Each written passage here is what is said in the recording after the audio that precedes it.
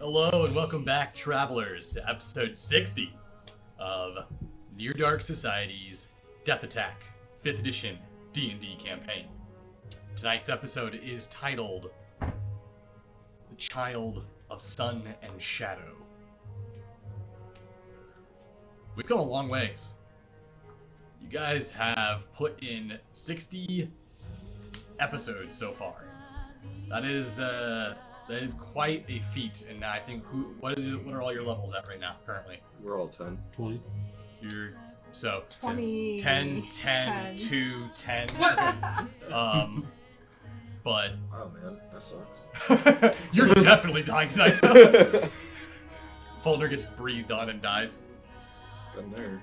So I just before we get started off in tonight's game, just gonna let you guys know that we are going to be coming up at the end of this particular arc, the Azeltivado arc. The first portion, I guess the first 1/3 of this campaign. I did plan this for like a 3-year campaign, and we're a little bit over a year now on this first portion. So we'll be moving into the second phase of this campaign, which is what I'd like to call the low mid-tier into high mid-tier areas of danger and threat and all that good stuff that involves in D&D.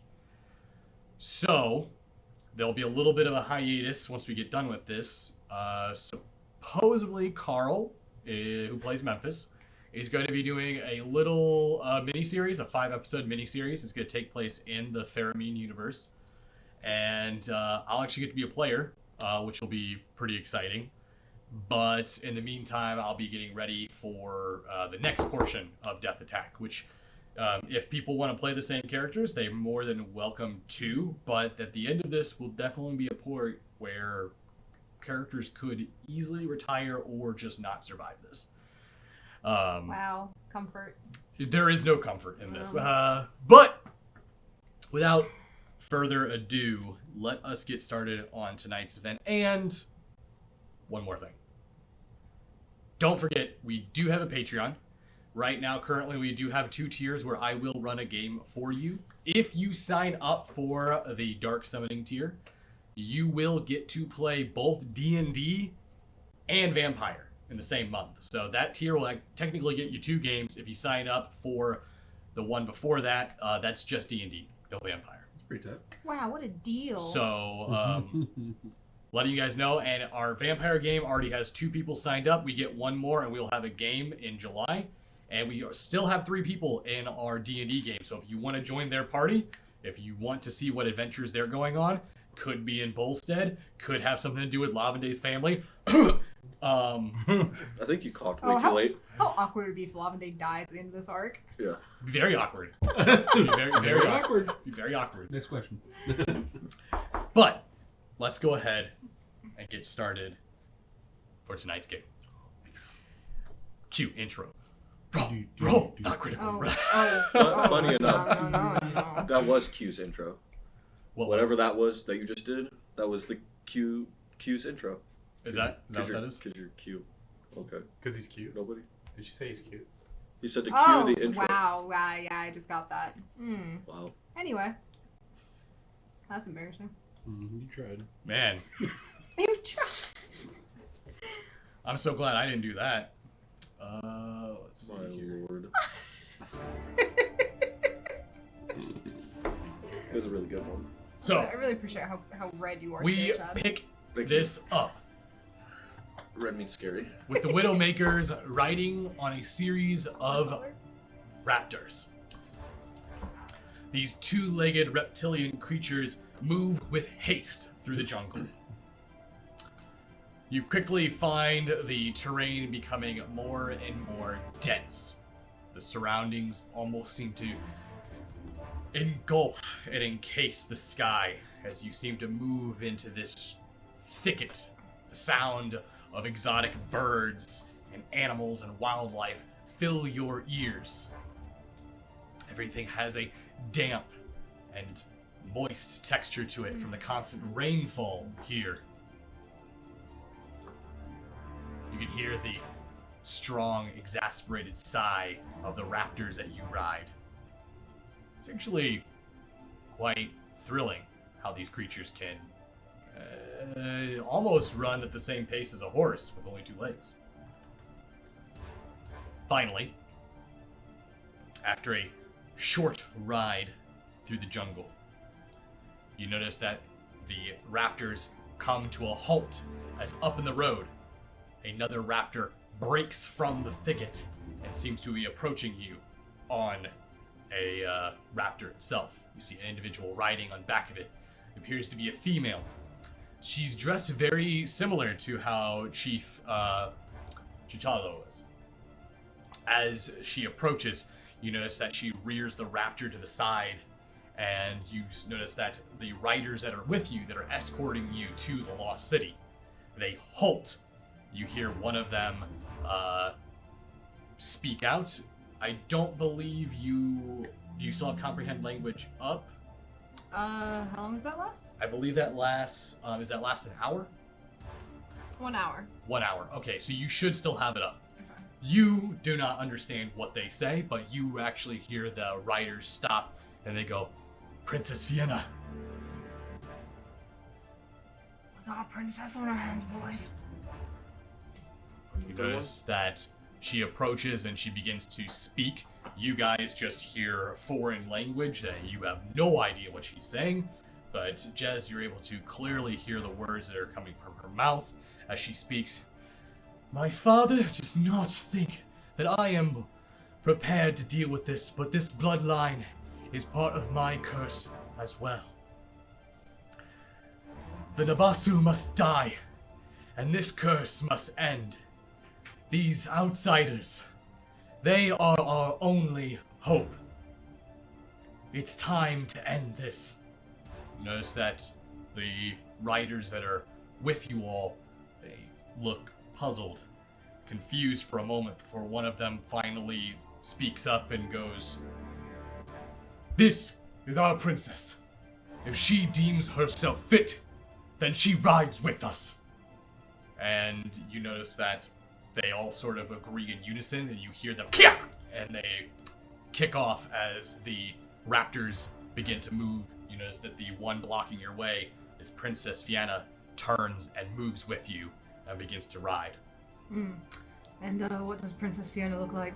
You notice that she, very athletic build, dark tan skin. You notice she has long flowing black hair. It's pulled back into this massive braid. Her clothing, though, is very, very minimal. She has a top. She appears to have a skirt that goes down to the knees. It's split open for easy riding on the raptor. You can see that she appears to have some sort of spear that's fashioned onto her back. You can see that she also has what looks like a small buckler of sorts. You can actually see there appears to be some sort of design wrapped around the entire buckler and a face on it as well. Almost has a, can't remember what his name is, but the Hidden Temple guy. You know what I'm talking about? Legends of the Hidden Temple. Yeah, I can't remember the name of the rock guy. But that guy kind of looks like that guy's face right on the shield. Is there anything you guys would like to do while you're riding? Are they saying anything? Yeah, it's just something about this whole curse is part of her bloodline, and she wants to be part of taking it down, yada yada. I don't know. She's wearing very revealing clothing, so I was kind of distracted. I mean, she is quite attractive. So what are they wanting us to do exactly? Did they say? No. I imagine we'll find out when we get there. Oh, you mean aside from that Red Death demon thing? Yeah. That's what we're gonna deal with. How? I don't know. They didn't say. Probably the old-fashioned way to take Skullbreaker out. Don't bring that up right now. Wait. No, that was in the city, was it? I don't know. I don't want to find out. I didn't take it out. Put it away. You notice just that turn around. Falner kind of pulls the weapon, and you notice goes to put it back. You notice that one of the riders looks over towards you as you went pull the weapon and looks back toward the rider and goes, you hear it, but you obviously can't tell. Looks towards the one of the other riders like, I think the small child senses danger.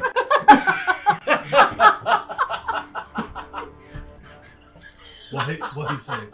I can't. We'll talk about it later, but you're fine, Yeah. They aren't worried about it. You notice that as this happens, the other one goes, nonsense! And as soon as this happened, you actually watch as an arrow shoots through the actual thicket, and you see it strike one of the raptor riders, and then you see them fall and bail out as they hit the ground. You currently see Barry moving up from back behind as you can hear him crying out like, Jez, I think we got company! And you notice that up front in the formations, you watch as these large, four-legged, almost gargoyle-like creatures. They're on all four. They're furless. They have this black and red skin, large spines on their backs. On their backs, you see these saddles. They're harnessed around them like basically a belly harness. You then see on the back of these saddles, there appears to be 2 riders on each one of these beasts. Give me a perception check. I'm gonna have to 21. Wow. I got an actual 20, but 27 altogether. 17. 22. You're able to tell, even in the hectic sprint of the chase. They have now broken out into the line and are currently now in front of you. You can see that there are 3 of them. What you notice is that they are all tieflings, red of color. They bear the insignia and the black armor of old Bela. You can see that the riders appear to be focused on their goal moving forward, as the ones behind the saddle are harnessed to the back. You see like they're almost tied off to the harness where they can stand on the back of this beast as they pull arrows. And they begin to rain fire down towards the group. I need everyone to give me an animal handling. I guess Can that I would use my gloves? answer the Of Bela necessary? bit, yeah. Can you use what? My gloves I of guess that would necessary. answer with the Bela bit, Yeah, you can do that. You want to do that? Yeah. 11. Natural 20. 21. So I got, if it reduces it to, or if it does 10 or less, I'm going to catch the arrow because I'm the level 1 plus my dex modifier is 9. So you're not trying to dodge. You're just going to try to catch them. Yeah. And Natural. then, natural 20, 11. 21. 21. Okay. So let's go ahead and roll damage here. It's going to be a D8 plus 6. Nothing in It'll be 5 plus 6, so it's 11 points of damage. Both Jez and does it half it or does it just go past it? Let me just check. I think he's supposed to roll, I rolled D10 plus my dex modifier. which is... Provided that you have a free, if you reduce the damage to 0, you can catch the missile. Yeah, it's to reduce the damage by 1d10 plus your dexterity modifier. So, So it go does ahead and 1. roll. So it only does 1 damage? Yeah, because I rolled 10. Okay, so you actually managed to catch the arrow that went right towards your face. The shaft actually creates this friction burn on your fist as you catch it and throw it to the side. Jez, you actually feel one of those arrows go right over your shoulder. It actually cuts over the top of your collarbone Like and through my whizzes skin. right by. Like through my skin? Yeah, like grazed Oh, the top of motherfuckers. you. Oh, well. Take 11 points of damage from that. You're red too, right? Yeah. But I think you can tell the difference between us. Can we get a initiative roll? Instead much of throwing damage it is away, it? can I 11? keep that arrow? As I want to shoot it back at them. Sure, yeah, you can do that. Yeah, I Absolutely. got a 20. Unnatural. I got 19. Initiative. I got 16. How many did you get? I got 19. Can't get that coaster right there. I'm starting to get some stuff. Alright. That's good. 23. All right, 25, 20. 25 to 20. Just for 23.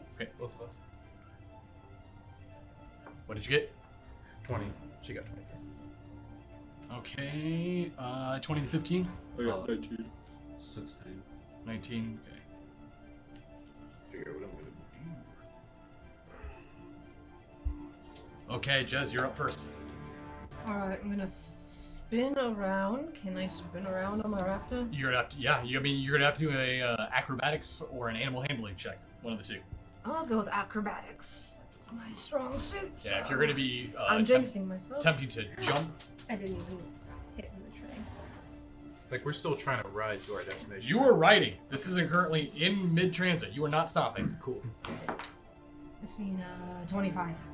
25 to hit. Yes. That No, is it. to hit. No, just you said do acrobatics. Oh, sorry. My bad. I wish That's 25 how to hit. badass it is. I already. You manage to spin around on the raptor. You jump up. Your boots hit the back of the saddle of this creature, and you are now standing. Using my tail to hold on to the rein just in case. Okay. All right. And then I want to start blasting. Eldritch blast. Roll to hit. Specifically the ones with the bows and arrows. Okay. So you're hitting the mounted archers. Yeah. You know what's better? What do I add to roll a hit to my roll? Should be your dexterity modifier. How far are they from us? About 30 feet. Oh, good God! And when you know when it's not hitting somebody, I roll great. But when I'm hitting someone, 15. Okay. You bring your eldritch blast back, and you fire one off as you watch as it passes by one of the riders. It hits the dirt in front of them, and you watch as the dirt explodes like a mortar just went off as the beast Oh, sorry. It moves 17. off to the It's side. +8. still misses. First of all. First of all, fuck you. Excuse me? All right, that's it. That's it for me. Who's next? Okay, Legic. I'm gonna try something. But, you know, it will work. And I don't know if it's gonna work, so I'm gonna give it a go anyway, because you're not gonna tell me. I'm gonna whip out my rope. The rope of climbing. I'm Okay. able to use that Strangle them. to grab one of them and then yank them off their mouth. Does it say anything about not able to attach to living tree creatures or targets? Read the description of it. 60-foot length of silk rope weighs 3 pounds and can hold up to 3,000 pounds. If you hold one end of the rope, you can use an action to speak the command. The rope animates. As a bonus action, you can command other end to move toward a destination you choose. The end moves 10 feet on your turn when you first command, and 10 feet on each of your turns until reaching its destination. Never mind. So it wouldn't even reach it. It'd No, take it 3 would- turns yeah. just to get to them. Alright. I'm just gonna bring out my bow then. I'll try Okay. that. Glad I talked about this. It would be like, is it my turn yet again? Like, how far back are they from us? How far away? They are 30 feet in front of you. What if you commanded it to, like, latch onto a tree and then you went across with They're in it? front of you. Oh, they're in They're in front of you. We're riding straight towards them, I think, right? Yep. They like jumped out in their trail and they're just like raining bullets at you. Oh, then why the fuck did I Or turn not around? Arrows. That's I figured you jumped up to get above the raptor. No. And she's I thought they were See, now it behind makes us. sense why you missed. You were just. I just, like, turn around just that way. She's shooting around the world to come back. Okay, anyway, yeah, well, you know, I missed. There's that. Apparently I'm shooting at nothing anyway. Everyone's Every like, time I watch it, like, what the fuck is she doing? I'm gonna try to hit one of them. The Okay. closest one. What's that? Would I have to roll animal handling before I use my bow? Since I am using both my hands. Yeah. Yep. You're gonna either that or acrobatics, one of the two. I'll go with acrobatics. 13? 13 misses. You fire that bow. No, for acrobatics. Oh, then you manage to. You'll have disadvantage on your attack then. Damn it. Okay. Okay. Here we go. Oh, they're not too far off. I think that says 17. 17 misses. Damn it. You watch as the arrow flies and sticks in front of the ground. Alright. I'll use my second one. Miss. That's missing. Miss as well. That's my turn. Okay, Lavende. I'm gonna take the arrow that I grabbed, and notch it in my bow. Okay, could be animal handling or acrobatics. Can I Can I use? Actually, you know what? I'll just do animal. Actually, what's higher? I've Damn, never actually used disadvantage. acrobatics before. I don't think. Oh yeah, acrobatics. That's a 14 for acrobatics. Okay, you're gonna have disadvantage in your attack roll. Cool. I rolled an 18 and a 19. But because of disadvantage, And, I couldn't use it. So either way, I'm going to try to. I'm going to use a hail of arrows. I'm going to try to shoot the one where it would hit the most. Like if They're pretty much riding in a straight line, in a horizontal line, so you could Okay, hit. so for the bow and arrow users that are shooting at us, Mhm. okay, so I'm gonna try to get as close as in the middle where it would hit multiple enemies Okay. the best I can.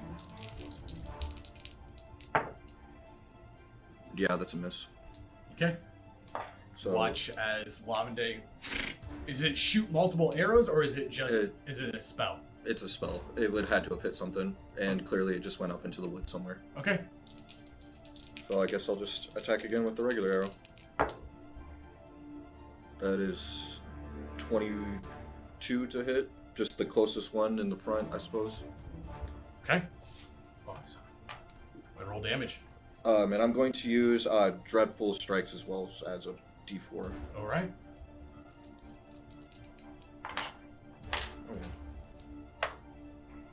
Oh. 12 damage.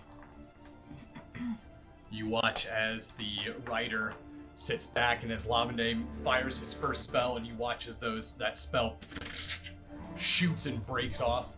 You notice that the second arrow, as he pulls back and fires, hits the middle rider directly in the chest. You see them, and you watch as his body goes limp, and he hits the ground because he's tethered to it. You watch as his body just starts getting dragged across the dirt and getting hit by stones and roots and rocks and vines. He's just getting torn to pieces. You notice that the rider that has him turns back and pulls a weapon and cuts him. You watch as the body, animal handling.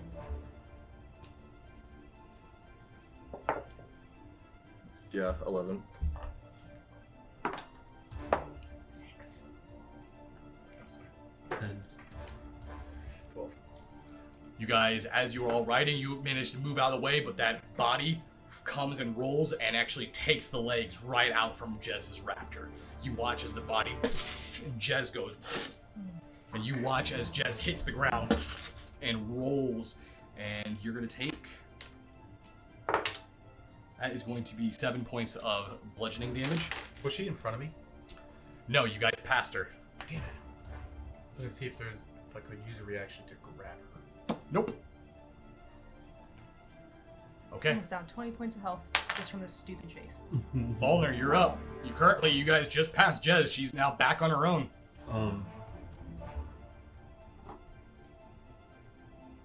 Just so I have, I mean, it's no rush or anything because they're charging from in front, so it's not like they're gonna catch up with me. so just so I have visual what's happening here. They are at a horizontal line, looking down at us as we're charging towards them, right? Or are they coming towards us? No, they're running the same direction you guys are going. So, is there a wind? Like strong wind? Or No, is it medium wind? it's Okay. almost no wind Cool. because you guys are in the jungle. Perfect. Then I go. And then I use fog cloud and I put it right on them. 20-foot sphere, so they can't see us. And then as we get Is closer, that locked to location or target? it's locked on. Sphere's centered on a point within range, which is 120 feet This range. could be a location then. All right. I just want to try to get as many of them as I can in it, and then You'll easily get both of them in there. oh, there's two, just two. Okay.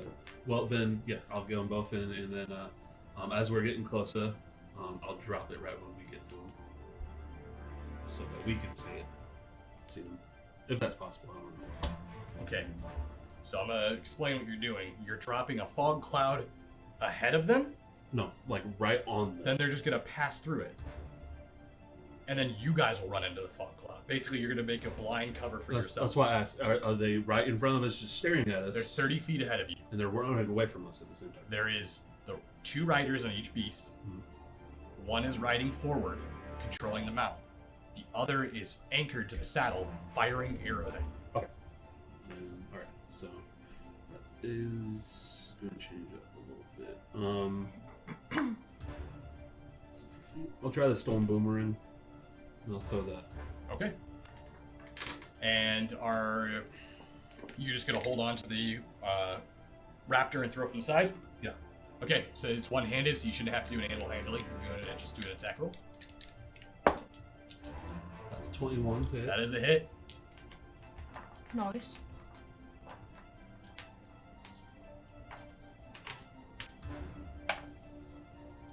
That is 10 damage, and then post boomerang.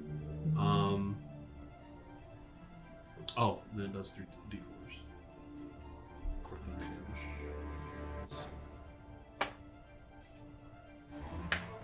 Not mean to roll that. So 12 thunder damage on top of that. You watch as Fallner throws that boomerang. You watch as the boomerang actually veers off the path completely. You watch it just disappear as it cuts into the thick branches. You watch as the rider goes, "Ah! The idiot missed!" As you look over towards the side of the forest, you just see as trees and branches are just being felled. As all of a sudden it comes back out from the side, and you see the archer turns and looks as this boomerang strikes him, and as soon as it does, you see this strike of lightning come down and strike them, and you see the creature and beast rear up as they hit the ground and roll before that boomerang comes back down the path, back into your hand. Meanwhile, as soon as that happens, you notice that dashing Conrad Connors moves forward, and as he goes up to pass Jez, you notice his raptor jumps over the mangled body of the Bale of Force, and he puts his hand down to grab you. All right. You notice as he grabs it, he quickly yanks you up as you get up onto the back of the raptor. They're a fairly large beast. 2 people could easily ride on these things. Who grabbed Dashing Conrad. Dashing Oh, Conrad dashing. Connors. So, it's going to bring us to their turn. Only 1 left. Notice that the rider looks back forward towards their rider. It's like, "They're gaining on us. You need to quit moving."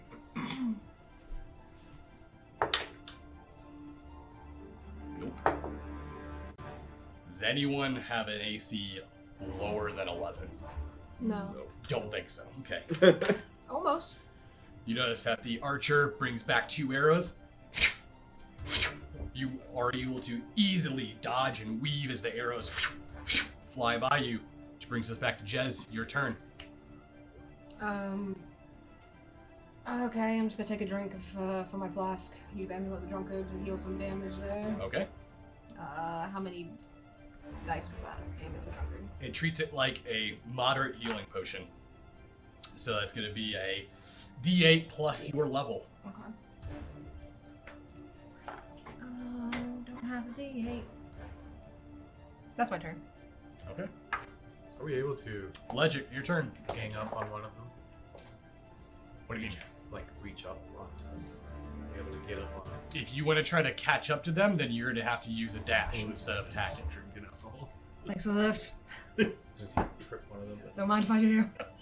Alright, I'll try to bow the nearest ones. Rep. They're beast. Yeah. Okay. Because they're not on raptors. Oh, they're not on raptors. What are they on? Nope. I described a Some- 4-legged like Lizard. Oh, gargoyle that's right. lizard That's creature. right. Okay. Do They look mean. Do they look like they have hard skin? Yes, they have actual spines growing out of their back. Never mind. I'm just gonna shoot them. Not the mounts. Okay. Not the mounts. Alright. So my... I got disadvantage again, I'm pretty sure. My handling was 5. 5. Okay. Yep. Disadvantage. Come on. Fucking disadvantage and natural 20. That sucks. Unnatural 20. I got that at least. You have a dirty 20? You rolled 2 20s? Yeah, I hit a Or- natural 20, unnatural 20. Gotcha. Does that hit at least? That would hit. Alright, second one. is a 22. Both hit then. Sweet, perfect. Jesus. Alright, first one is 6, 4, 10. 10 damage. 5, 15. 15 altogether. 15. You manage to fire both of your arrows. You fire one. It hits the archer right in the shoulder. As it hits him in the shoulder, you notice that he goes, "Ah!" He sees you pulling back another arrow as he lets it loose. You see him quickly actually lean off to the side of the creature. He like almost pushes his feet off on the side of the creature, so he's like planking sideways as the beast is running. The arrow flies and domes the rider right in the back of the head. You notice as it does it, he goes face forward. The creature begins to veer off to the right before the archer looks over and throws his ally off the beast before he swivels over and grabs onto the creature. At this point, you notice that he pulls the arrow out from his shoulder and he slaps the ass of the creature as the creature lets off this cry and begins to almost double time and just haul ass. You see it doesn't even look like he's trying to engage anymore. It looks like he's fleeing. He is running. So, Lavender, your turn. How far away is he at this point? That'd be double his movement speed, so he's broken probably about 120 feet now. Oh, Jesus. These things are fast. Jesus. You were on a raptor, so if you Yeah. dash, you could catch up to that. Yeah, because I wanted to try to catch up to him and blink onto the beast. Yeah, okay. What's a raptor's movement speed? Dash is your action, though, unless you have the rogue feat to bonus action I dash. don't. I didn't realize they were 120 feet away from us now because I thought they were 30. He just dashed, Yeah. so that's what made him. Okay, then I'm just. I guess I'll just have to try to take a shot at him. I suppose. 120 feet? I have longbow. Okay. Animal handling still. Yeah, for two hands, yep. 22. You manage to almost sync up with this creature. You feel the momentum of its footfall. You get in rhythm with it. You almost are moving with your bow and the creature at the same time, and you roll to hit. This isn't gonna. 28. Oh god, thank you. That's a hit. With the strikes still for the D4.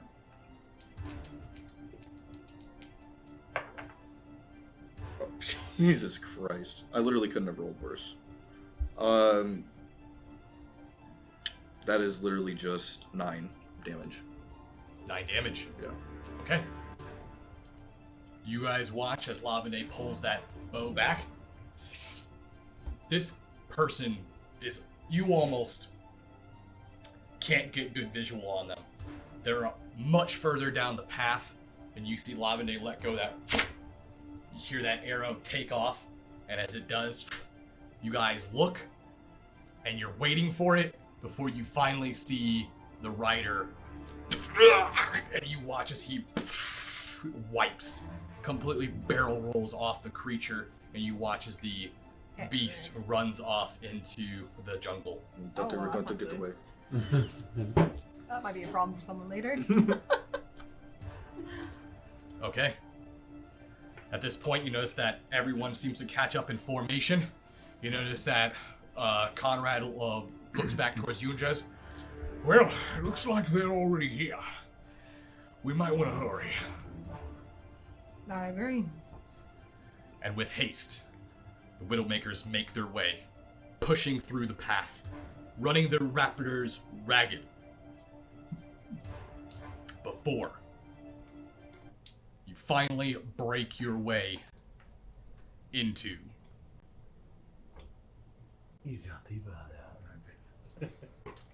a clearing. The raptors break open into a large field. You notice everyone seems to stop and hold up as they bring their reins back and hold the raptors. You look up ahead of you, and the sight that you see is very, very haunting. It reminds you of Kukultan, the same type of architecture. The tall, large ziggurats. You can see the strange tribal plaques, monuments. You can see the statues, beautiful jade sculptures of jaguars. eagles, serpents. But everything's overgrown. Nature slowly taking back its realm. Stones are split as vines grow through them. Dirt and soil erupting from the tile beneath the feet. In the center is the largest ziggurat there is. It is a ghost town. You do not see anything. No life, no creatures. There's an unsettling feeling of unwanted. The sensation of that you do not belong here. You don't even hear birds.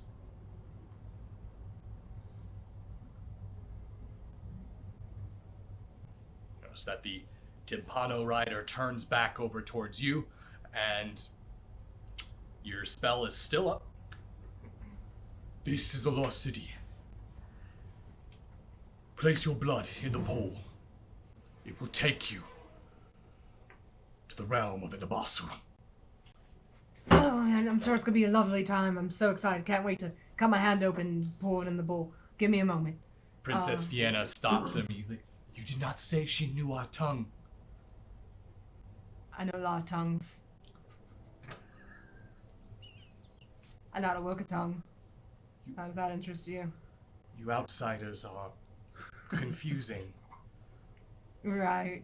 I'm gonna turn away. I'm gonna start looking around the bowl. Does it look like there's any fresh blood in it already? You guys aren't there yet. It's at the top of the ziggurat. Oh. They were just describing where it's at. Great. So So we still have to go up there. Okay. It's going to be a short walk, but And I'm fully expecting an attack or some shit. Oh, great. Don't trust anybody. Yeah. Okay. So what's the plan? We're gonna go up. These it's like the steps style, right? yes, they're step styles. Yep. We're gonna go up these funny steps, and we're gonna go up to the top, and there's gonna be a bowl. When we get to the bowl, you gotta put your blood in the bowl. All of our blood. Yeah, I believe so. Everyone. Okay. It's Sounds like a easy fucked enough. up key. Really trust that very much. I don't think we have any other option at this point. I'm gonna take out my halberd. Okay. So, I'm gonna let him do it. I'm gonna watch the reaction. The Tipano riders don't seem to react. Okay. They do I seem to be figured- alerted and on guard though. I figured since we're like not in the city anymore, Mhm. I wouldn't care. Okay, is it alright for us to draw weapons at this point? Is anyone gonna be offended by that? No. Don't give me that look. A weapon may be drawn as long as it is to taste blood. Okay. Like I said, yeah. I'll take out my You're gun, fine. my weapon. Go for it. Your gun? My gun. My gun. At this point, you all hear the sound of What does that? as this horn seems to be blaring through the jungle. You watch as birds Oh, so seem they're all to birds. Okay. scatter and spread from the direction. You can tell it's coming back from towards Kukultan. Jez, ask them what is that? You know what it is, Budrick. Oh, okay. That is the battle horn of a Tuchigal soldier. Oh. Oh, What? god damn, is that Cortez? What do you mean? You notice that the princess looks back towards that and goes, Father! She looks at the riders. Take care of the Nabasu. We are heading back to Kokotan. Wait, where's that mustache fuck? Cortez. Whatever his name is. Wasn't he with us? Yes, but he didn't have all the raptors yet. You guys went ahead early. No. We did? No, Mhm. no. Oh. Well, I feel like maybe we should put this little situation on the back burner and maybe go back and help because I was told that if the big chief dies, then there's gonna be even more trouble for us with this whole little project with this demon. You hear the sound of the ground beginning to quake. Not in an earthquake sense, vibration. Do I feel that? You feel it. And as you feel it, you look towards and you can see those birds. And it's like you can watch as they follow. I feel like that's Cortez and And his you men. hear the sound of Oh yeah. Oh yeah. as foot soldiers begin to march. You can hear it getting closer and closer and closer. Before you realize it, you can see that the first few scouts of Cortez's men seem to break forward. You watch as when they seem to come out into the clearing, this appears to be the forces that were on the ship. The ones that were left. You notice as they arrive, they put their weapons down to the ground. They seem to be standing in like a attention formation. You notice that one of them breaks forward and comes up. You notice that he actually has a horse.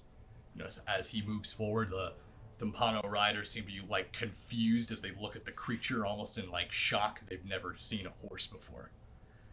You notice as they move forward, are you the ones that Cortez told us about? The ones that are supposed to be dealing with this creature? Maybe. Why? And we are here to guard you before Cortez and the rest of the men arrive. You're here to guard us. Okay? Can I do an insight check on him? Sure. We're speaking common, I assume. Yeah, yep. I got an 8. Seem to be telling the truth. He said he seems. How many of them are there? Does it look like? Been 100. Okay, so How does the princess look? I like her expression. She seems confused. all right. I'm gonna turn towards them, and if my comprehend language is still a thing. Or Yes, it's still up. You're probably up for about another 10 minutes. These are Cortez's men, the guy with the big mustache. They're here to guard us. I do not trust them. I wouldn't either if I were you. But there's way more of them than there are of us, so I would just keep a watchful eye. Very well. Tell him in his tongue that we will not do them harm. They would like me to express to you and your men that they will not do you any harm. Notice that he looks towards her. Good. It means these savages aren't completely stupid. It's a princess, by the way. Show some respect, maybe. You're on the land. Not for long. Notice that he turns and begins to ride towards his men. Oh fuck, we don't have to kill these people. I'm gonna turn back towards her. Yeah, definitely keep an eye on that one. I suggested that he show you some respect, show princess and everything, and I said that this was your land, and he said not for long.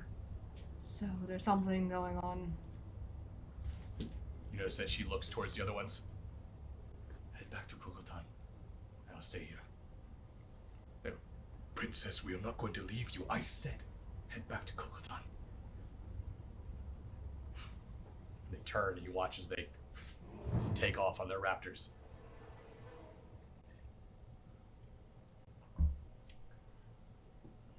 The princess turns back and looks towards you. You must hurry. The creature that lies beyond that is not one of our world. It is a creature of nightmares. Noted. Thank you. They say it is a beast from the enemies of the old ones. Enemies of the old ones? The old empire. The Andore. The Sun Elves. Oh. She's saying that the Sun Elves are tied up in this somehow. The beast is an enemy of the old ones. The Sun Elves. You Ringing know, any bells? the only enemy you guys know about the Sun Elves would be the Netherese that destroyed them. So maybe it's connected to the Netherese. Will you be joining us? Are you gonna go back home? I will be awaiting your return. Alright. Well, can you tell us anything about this thing? It will play with your mind. It is a master of illusions. It will try and trick you. Do not believe its lies. See, and I told Cortez all this, and I was like, maybe we shouldn't have 100 men going in here if it can do things like that. And he's like, oh, I want them to go in anyway. So, be careful of that also.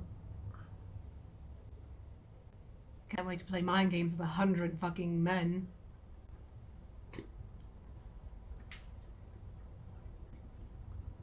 We've been standing around long enough. If I wait any longer, I'm not gonna do it, so... I'm ready. Let's... I'm gonna do two. I say we get this over with. Barry and the rest of the crew look towards you, including parts of Shiv's crew. Barry, and surprisingly, you're actually shocked that Conrad looks at you and goes, "What would you like us to do, boss?" This is weird. It's the first time for everything. Yeah, I never thought I'd be hearing that one. I assume you heard everything that's going on. Aye. If we do make it out of this, we'll probably come back to a hot mess back in Kukultan, so, it's gonna be a long day. My ears do not deceive me. I believe she is a princess. She is? Looks towards Barry. Well, you know what Shiv says about princesses. Barry. I don't think that's a good idea right now. No, you not that. They're worth protecting. Right, that one. Yeah. Oh, yeah. That's exactly what I was thinking of. That is what exactly. We're gonna do that. Looks towards you. You take care of this creature. We'll watch Cortez's men and protect her. Yeah, if I don't make it back, just make sure to let everyone know how amazing I am. I've never met anyone like me. Spectacular. Incredible. Never met anyone like me. Legendary. You notice that Conrad moves up and puts his hand on your shoulder. Jess. Everyone on the ship always believed in you. You guys are giving me whiplash right now. I don't. Okay, that's fine. I'll believe it. I might die, so whatever. I'll believe it. That's a very nice sentiment. Thank you. You guys just see me go, miss my father. Let's do this. Are we by the bowl, or we still have to walk up? You have to walk up. All right, I'm gonna start heading up. As you all make your way and walk up the stairs of the ziggurat, you make your way up to the top. And you see the bowl. You see the red stain.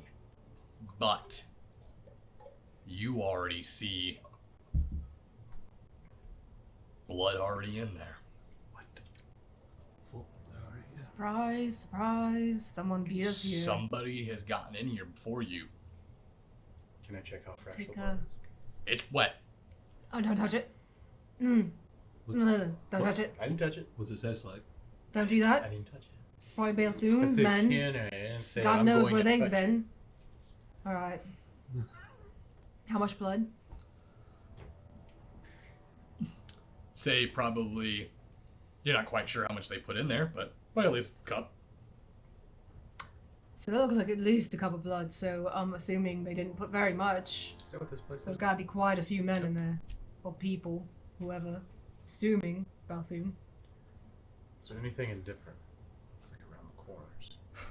Nope. Nothing. It's just a bronze bowl, and there seems to be a sacrificial type dagger. It's Okay. a obsidian blade. I take out my dagger. That's it. I'm gonna point at the obsidian blade. We might have to use the Oh, blade. I put my dagger away. Is there that's a- blood on that's the a good- blade? Yes. Okay, someone. That's did. a that's a good observation. Clean it. And then, Hold on. I'm gonna pour some alcohol on it. oh, Yeah, thank see, you. yeah. Thank you. Right. Well, see you on the other side. I hope you. Draw across my I should have named this episode "The Other Side." Jesus Christ. It's not too late for YouTube. That's all right. Title change. I can do it next episode. Yeah, I glide across my hand and then I hold it over.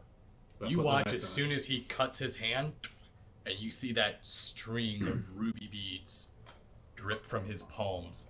And the moment the blood hits the bowl, you watch as he just, almost like in Lord of the Rings when you see the ring go on the finger, you just watch him gone, and the knife just falls into the bowl. I'm going to go and pick it up. Yikes. Well, I really don't know what to You do know this. what? Why don't we do like an assembly line type of thing? So just come on, yeah, let's And get while this they're done quick. doing that, Logic. All we in one go to go. Fulner. Shit. I slow-mo. I'm like, don't leave Okay. him alone. Don't Don't want When to. you guys get there, I've been here for 3 years. What the fuck? Where have you all been? Oh, like Umbrella Academy. He's just old man. It's been 84 years.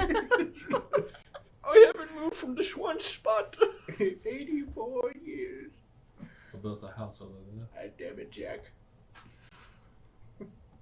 I should have put you up on my raft. There was room. Oh my god. It really was.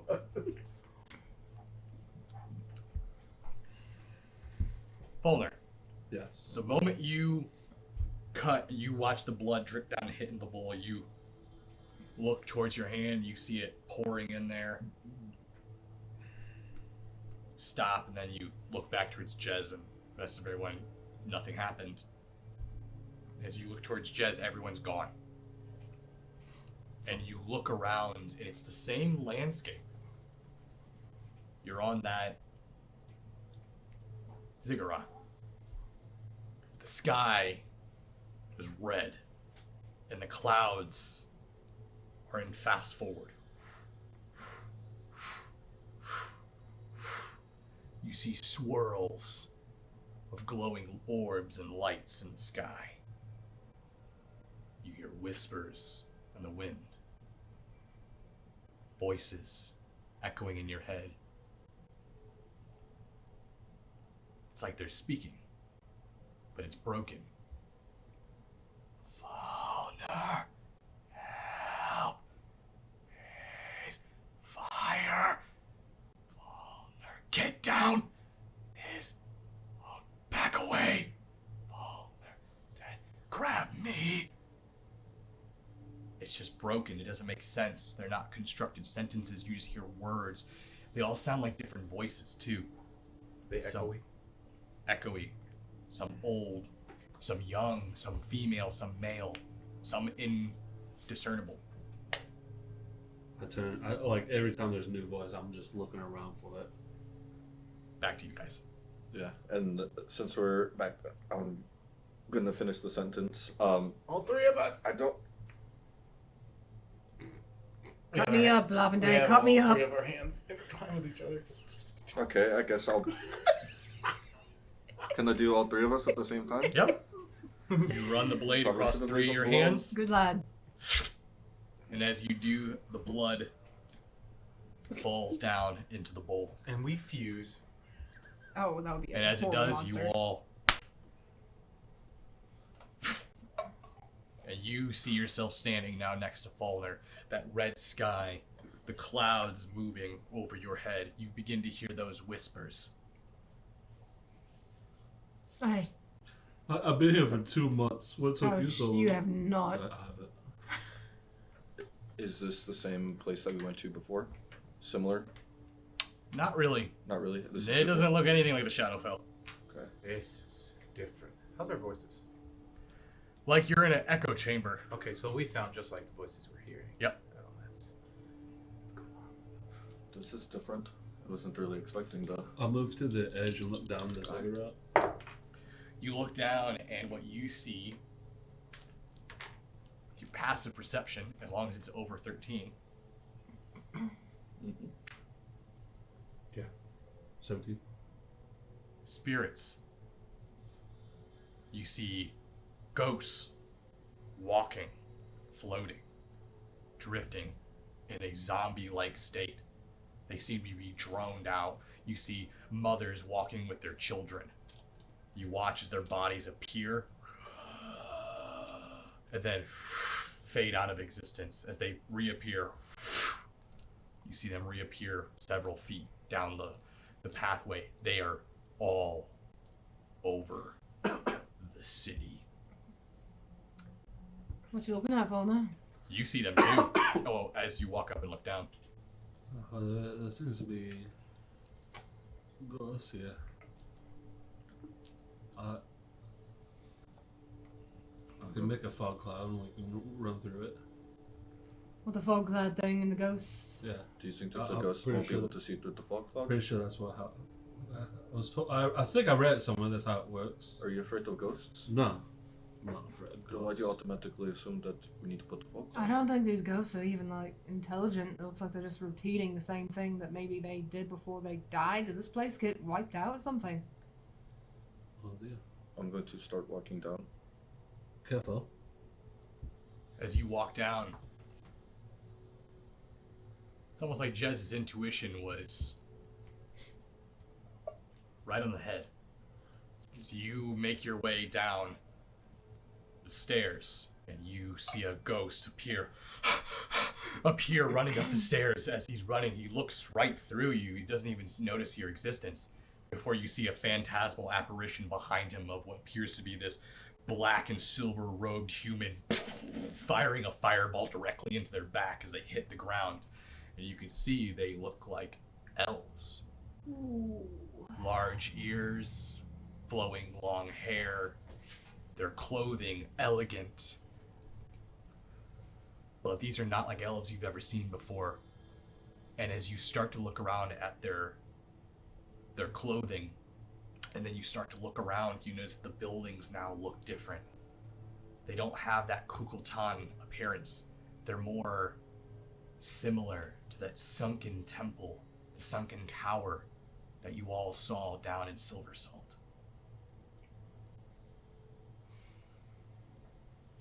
I'm going to look up the stairs. This reminds me of when we were in the Silver Salt place. And Jez, I think you're right. I don't think these spirits, I don't think they can hurt us. I'm gonna walk down. I'm gonna walk up to one and try to like put my hand through it. As you do, it's just like smoke. Yeah, I think we're safe for now. Well, that's good. And I look around. Do I see anything that looks like a demon? Give me a perception check. Turning calligraphy. Give me a perception check or investigation. And did we notice the apparition of the elf wiping that one person out, or was it just Lavender? Lavender is the one that saw it. I'm not sure where that went. Got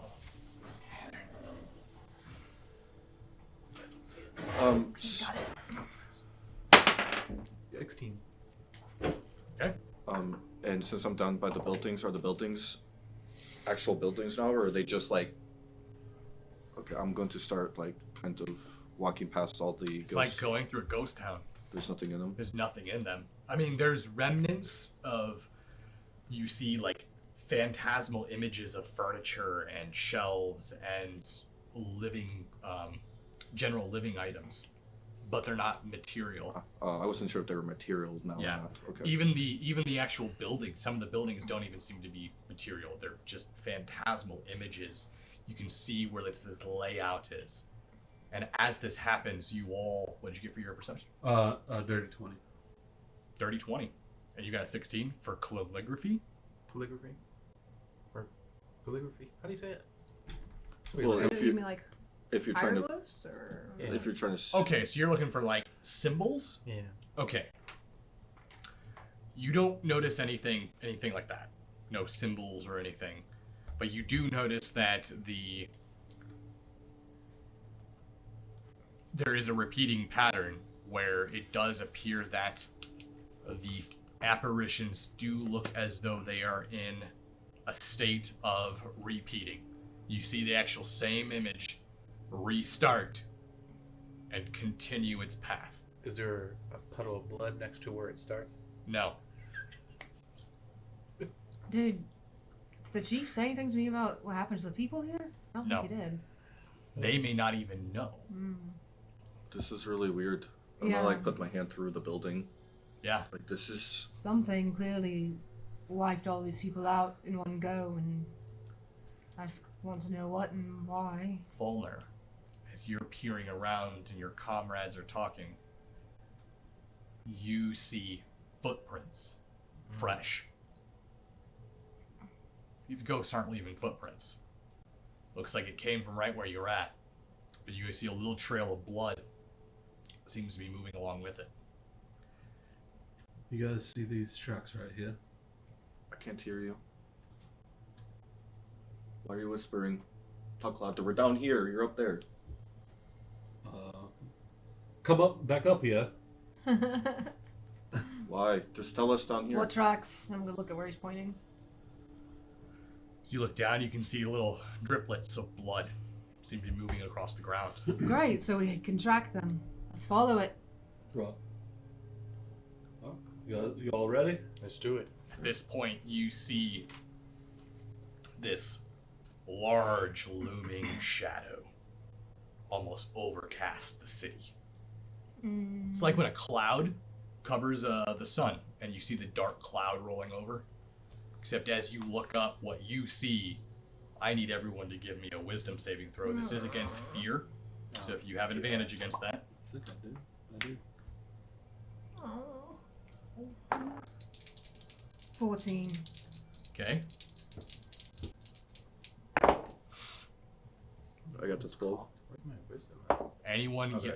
saving the save on it is 17. Yeah, no fear. Oh, fun. 19. 19. 10. 10. Legic, you are in absolute shock as you stare up and look at it. The three of you, you are now frightened right now. 4. Sorry. 3 minutes. I like to duck behind any cover if there is. There is none. At this hole. You're right out in the open. You just got to the bottom of the ziggurat. As that dark shadow looks over, what causes you to become frightened is you look up and you see this looming face, these arms holding on to the top of buildings like a titan looking down upon you. You see large curved tusk and these huge stone carved eyes. It looks like a tribal mask, but it's part of their face. And they stare down on you with these burning, glowing eyes. Do you like my work? Holy shit. No. Welcome to your eternity.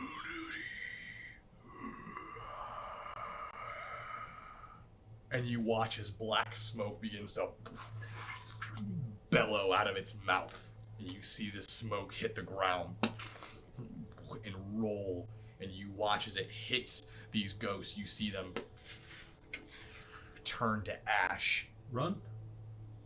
You're engulfed in it. And we're frightened. You're right. He's like right over you. Oh, How big is this guy? Like, how big? It's like a titan. You'd have to say, like I'd say, like a titan. His head is larger than one of these buildings. Yikes. And as this happens, you get consumed by this black smoke. You watch as that smoke begins to bellow up, and it completely obscures your vision, to the point where everything goes dark. When the fog begins to clear, you find yourself on a ship, small rowboat, moving across the water. You look down and you can see the water rolling by the ship. You look up, you can see birds flying, this serenity around you as you look up, and you can see in the distance this small little island with what looks to be wetland and small patches of swamp, and there appears to be this arid, almost oasis-like desert that's rolling next to it, and there you can see what appears to be this small temple. Inside the temple, you can see, or at the top of this temple, you can appear to see what looks like a large egg. Oh, no, this is too easy. I don't like this. Yeah, why would he put us right where we need to be, I think? This is where we need to be. I don't think we're really where we need to be. I think it's a fucking illusion. Can you all give me a perception check? Unnatural 20. I got a natural one. Natural I got a 20. natural one. So 24. 10. 10. I got a 20. Natural one. Oh. Yeah, it's just like, Oh. the egg. Lavende, with your Yummy. vision, you're able to look and you can see that there is already another ship, little small rowboat, shouldn't say ship, small rowboat that has beached itself up onto the wet swamplands. And currently you can see what appears to be black armored individuals wading their way through the wetlands and moving towards that temple.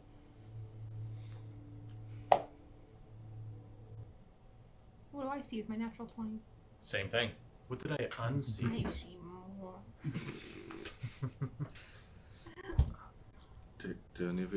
Does anybody else see that? Yeah, I see it. I don't. I I'm see going it to now. point. I'm going to point in the direction. Why would it send us all directly here? I don't understand. I don't trust any of this. Same.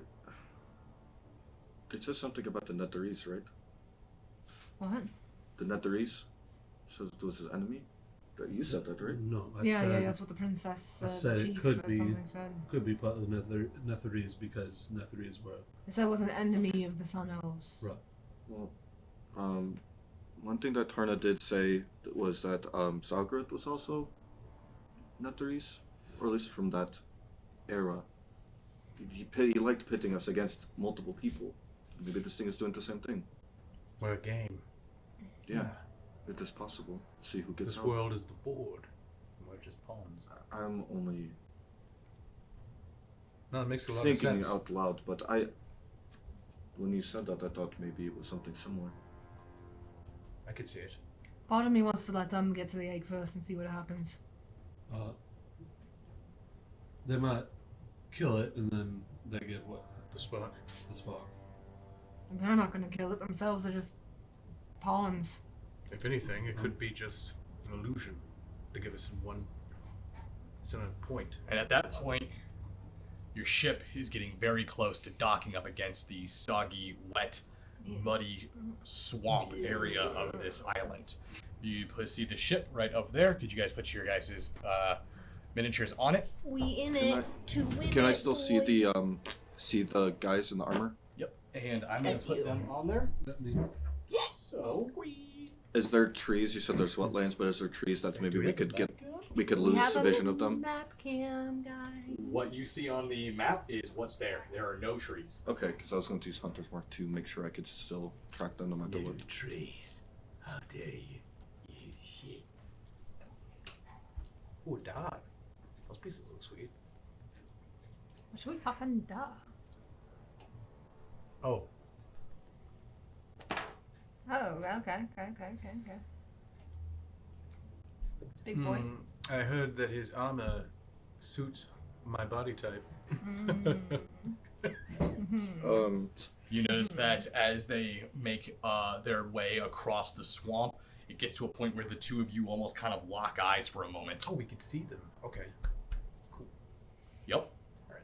And as you guys lock eyes, you can see that Bale Thune is with them. Oh, then yeah, we might want to meet them there. Where's Bathroom? Is that the guy that we saw in the one city? In Gunport, yeah. That's Belthune, and he's gonna be the possible one to try and kill it to have a spot for I didn't- himself. So You I notice didn't realize- as Balthune makes his eye contact with you, you notice he looks towards them. Slow them down. I'm going for the egg. oh yeah, slow me down. And you watch as he makes his way towards the egg, while the other ones seem to move to intercept. Did we Alright, hear we're that? gonna have to do some. Someone's gonna have to go after him. Someone's gonna have to try to stop him and the rest of us. I can. Did he I, say that loud enough for all of us to hear? Yes, Yeah. he's yelling. yeah. I'm gonna get him. No, I can get to him really quick. Roll I'll initiative. Tell you what, you two Figure it out. help each other. Fallen and I will stay and deal with these guys. We've only got to 10. I got 17. Oh, I said that. Oh, yeah? I'll probably go last. 8. Yeah, that dice really loves 2. It really likes fucking you, or that's what it likes.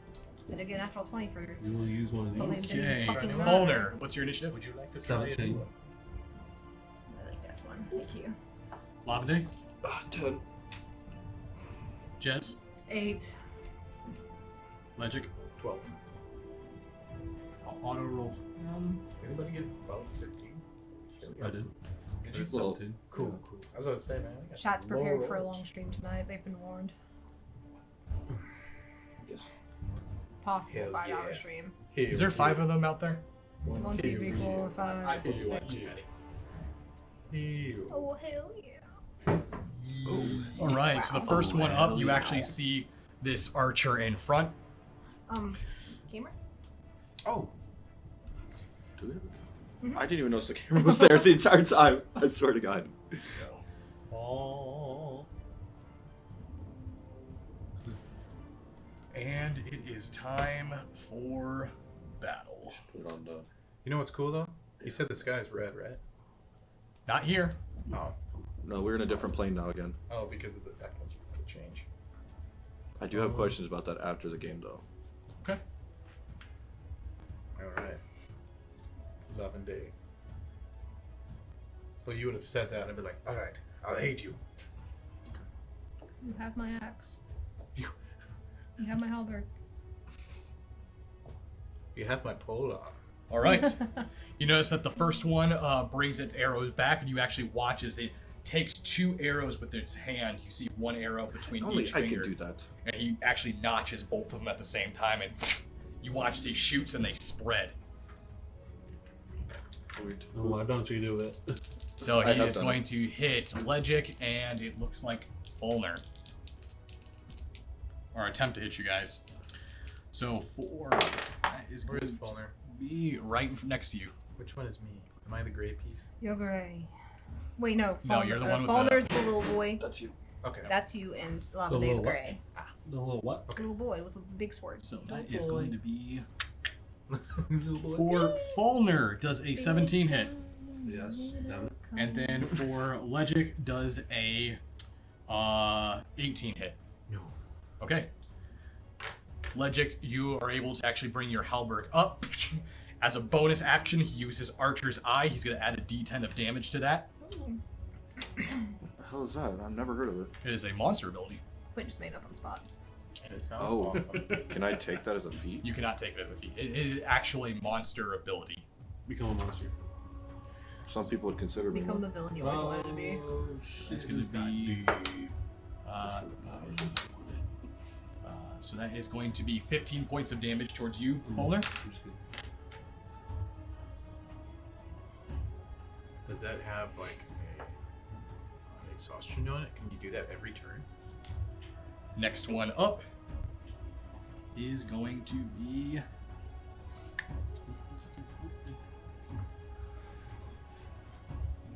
Balthune. I feel like their rules were way higher than ours. Goddamn bell don't be a That's going to be his turn. Oh, who's a big boy? That is his turn. Isn't he a dragonborn? No. No, he's a Not a tiefling. tiefling. That's right. Tiefling. All tieflings, right? They're all tieflings. So I was thinking it was a dragonborn. Not the good kind, though. Yeah, the fascist kind. Yes, they're the fascist kind. The good Not all tieflings are fascist unless they're old Bela. So were they called true tieflings or? Yeah, in their minds they call themselves true tiefling, but they're tieflings of Asmodeus, so they look like the classic D&D tieflings. Much more demonic. Very devilish, yes. Yeah. Okay. Scary face. Branding smite. Another fucking What are them doing? Is doing branding smite? What's that? Well, no, this is evil. I don't think so. Hopefully, that doesn't do anything. But it does keep us from Actually, turning invisible. Ooh, you getting up close and personal. he's gonna get right here, and you watch as he holds his ground.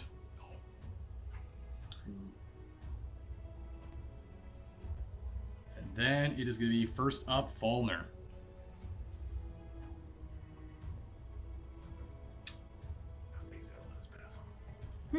All right.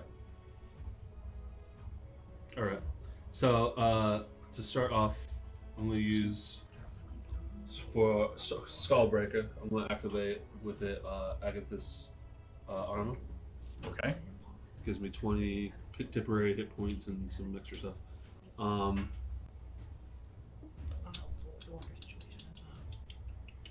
And then I will move up to him,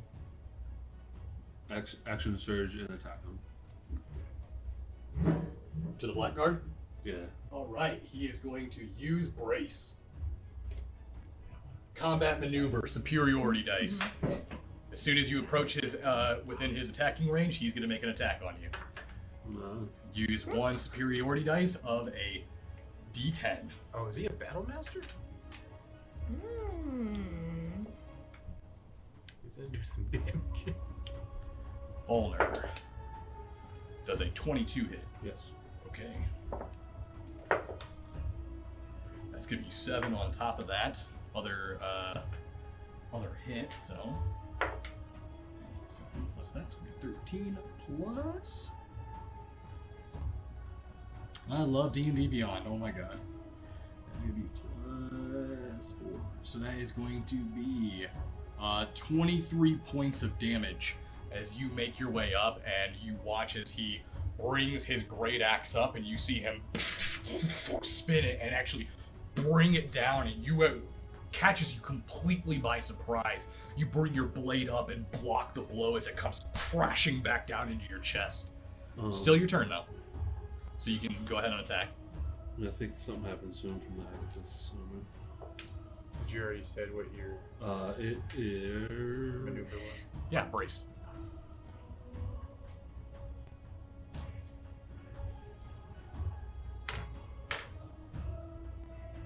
He takes 5 cold damage. 5 cold damage. Yes. All right. Well, then I do. Yeah, then I'm swinging with Skullbreaker. Okay, roll the hit. And this will be a great weapon master attack. So -5. Yep. That does not hit. Okay. Feels bad, man. As you bring your weapon up, you go to strike against him, and he just takes it and deflects the blow and moves out of the way. He, for a tiefling, is built like a fucking tank. He is ready to fight. You can actually see his eyes through the slot of his metal helmed visor, all gleaming in black, the insignia of old Bela presented proudly on his chest. That's the thing about these fascists. They need to let you know that they think they're superior than you. Those tiefling guts. Holy shit. No, they're super tiefling racists. They're very bad people. Is that your turn, Fallner? Yes. Next up is the next archer. You notice that they go ahead and they bring their arrow up, and as they fire, they're shooting for both Jezebel and Legic. Oh, they really don't want to shoot their arrows at me. That's good. Oh, I'm sorry. Okay, so Legic, that is a natural 20. Damn it. And then for Jez, that is going to be a... I don't think this hits you, but that is a 9 plus 6, so that's 15. That's a hit. That is a hit. Both hit. Okay. How have we gone this far and I didn't know your AC was so low? I would have tried to do Because I'm too fucking fast, boy. Wait, we both get hit? I mean, I got hit pretty hard. All right, so you're getting hit by 2 of these. So that's going to be a 5, 1. Rolled a 1 on the critical, so that's nice. 6 plus 4, 10. He's going to bonus action Archer's Eye. Yay. So that's only another 2. So 12 points of damage towards you. That's pretty good for a critical. Next one for Jez. That is going to be a 2 plus 4, 6 points of damage. In response, you fucking piece of shit. I'm gonna do Hellish Rebuke. Okay. As those arrows fire, you manage to get ready to block one as it shoots through, and you watch as it, and it's a critical, so you take 1 level of exhaustion as it hits you directly in the chest. Just barely, your life was saved by the thickness of your armor.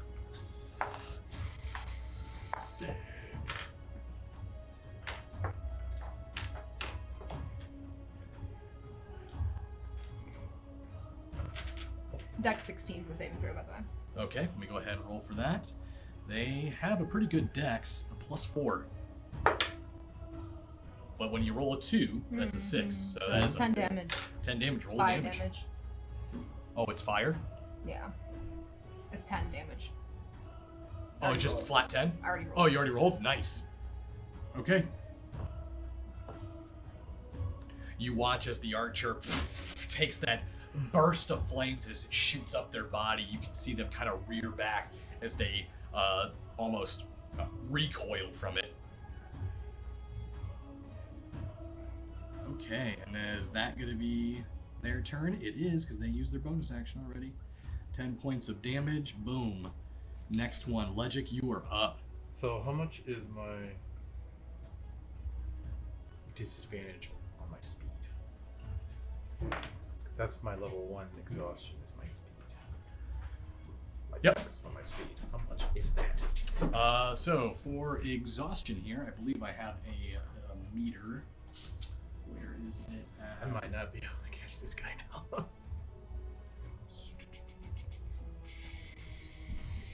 Sorry, I thought it was on here somewhere. Ah, exhaustion right here. Found it. You have disadvantage on ability checks, not speed. Oh. Level 1 exhaustion is disability on ability checks. What would ability checks be besides my... All skills. Oh, okay, gotcha. Alright. This is not a... These two are archers. This guy's not an archer. So I can't go on this way, right? I have to go the way he's going.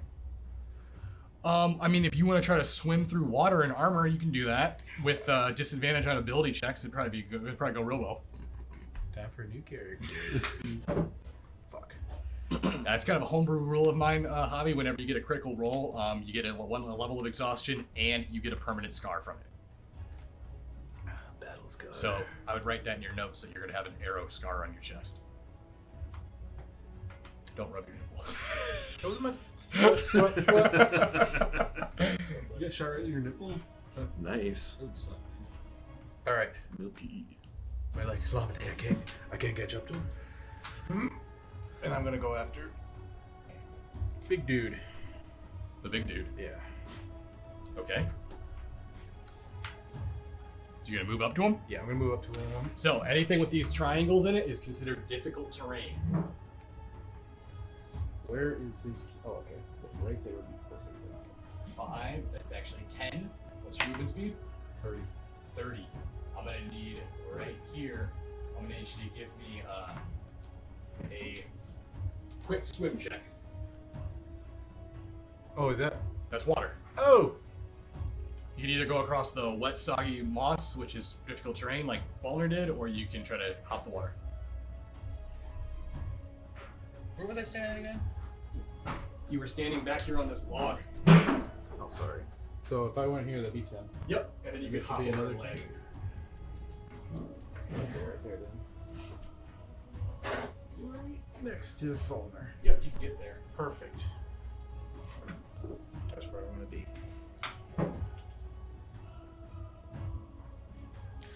I'm going to try to attack. Okay. Do you have a 10-foot reach in your weapon? Yeah. Okay. And you're going to be swinging over Falner's head.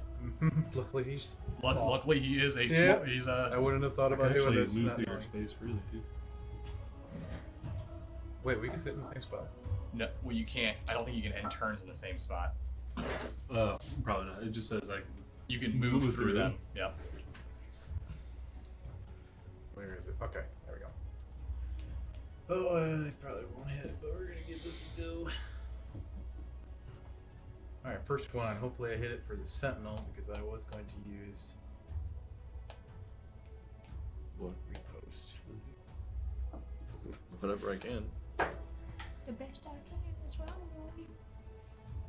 What's my action? 9, 16. 16. That's probably a no. That does not hit. You make your bring your weapon, and it just clanks off his shoulder pauldron. 6. All right, come on. 18, 27.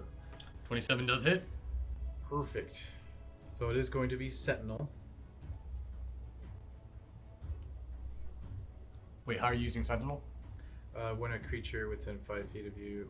Damn, he's not 5 feet from me. Fuck Nope. me. Alright. Alright, that's all I got. I'm gonna use a superiority die though. But I have nothing to use on him as of right now. Okay. Here's my D10.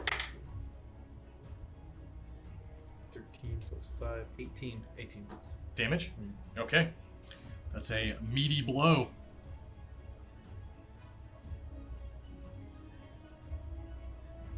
Oh god, not okay. I almost did. 108. Yeah. Go for it, bud. I'm gonna stop you. I'm gonna use a action surge. 8 action surge is just great. I haven't used one. Yeah, you bring that halberd up, and as you bring it, you strike down overhead in this diagonal manner. You pierce through the stomach rivets of his armor, and you feel that pike strike into the fleshy bits. Fleshy bits. Oh, same roll. 27. That's another hit then. Awesome. I'll do it again. That is a D8.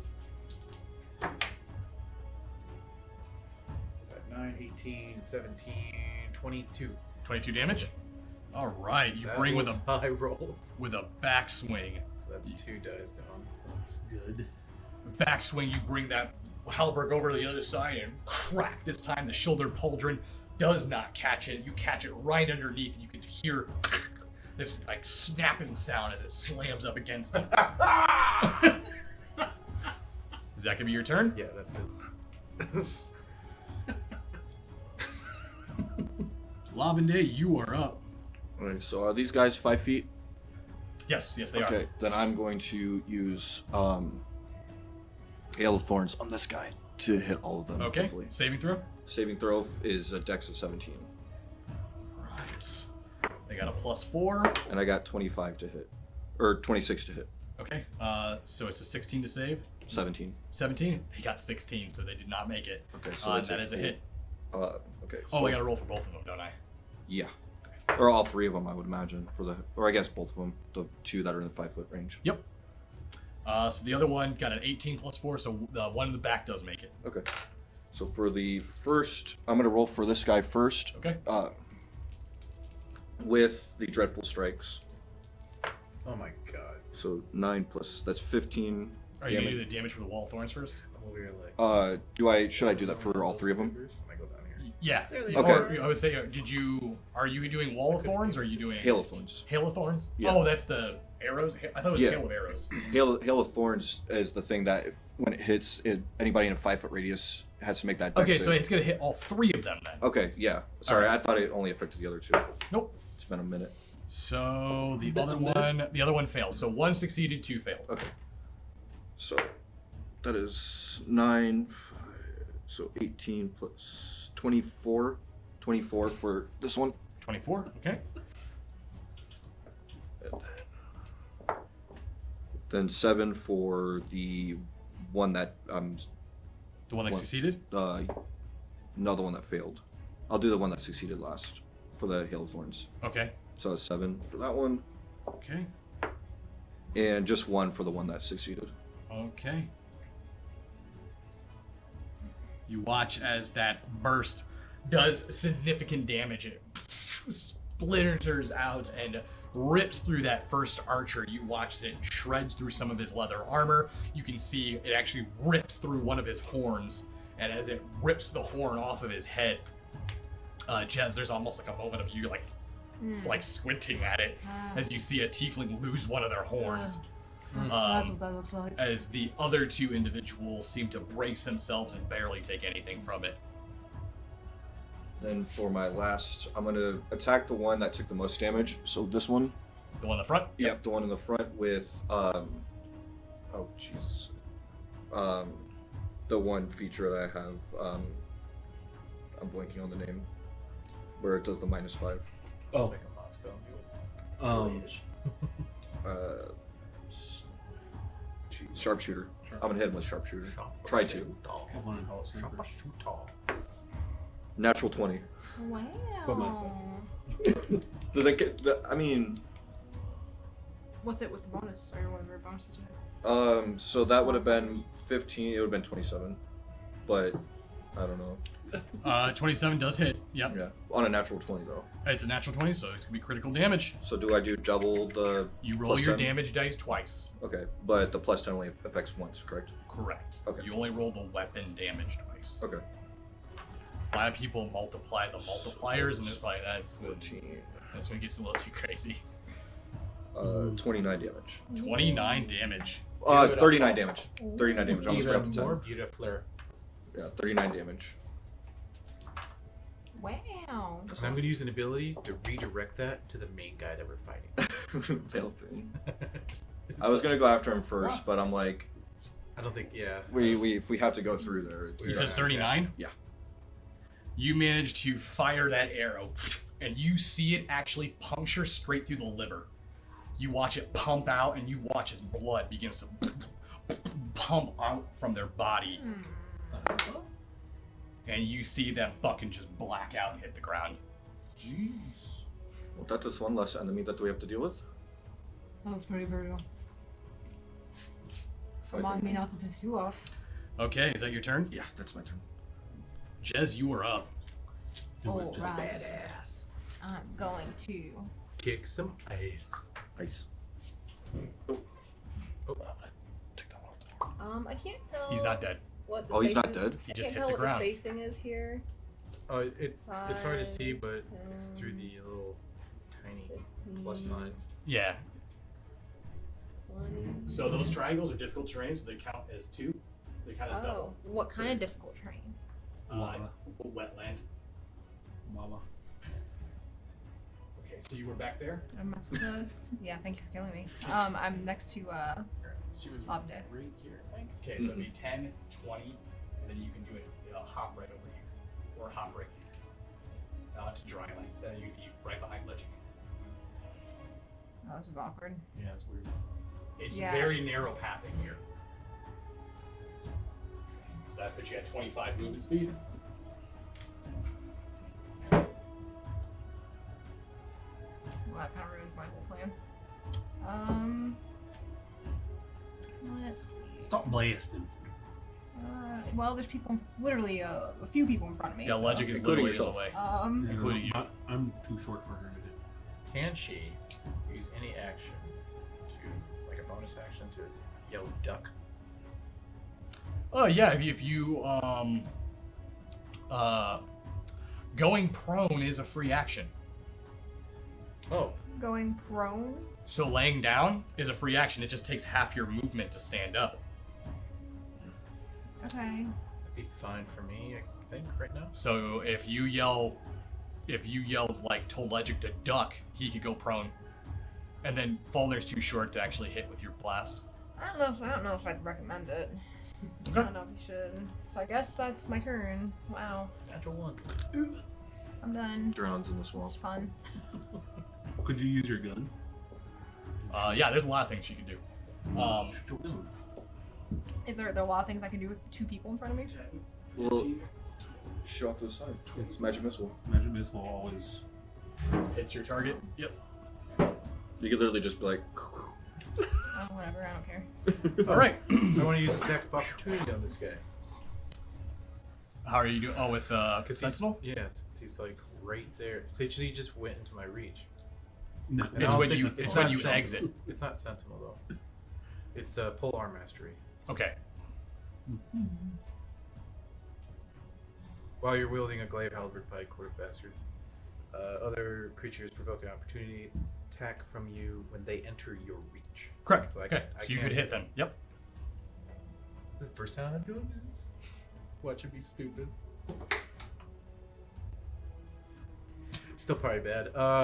17. 17. Does not hit. Damn it. As you go to hit, you notice that he brings his weapon up and his actual club actually blocks it out of the way. And he moves in to strike on Fulner. Nah. Fulner. Let's see here. Hopefully he misses.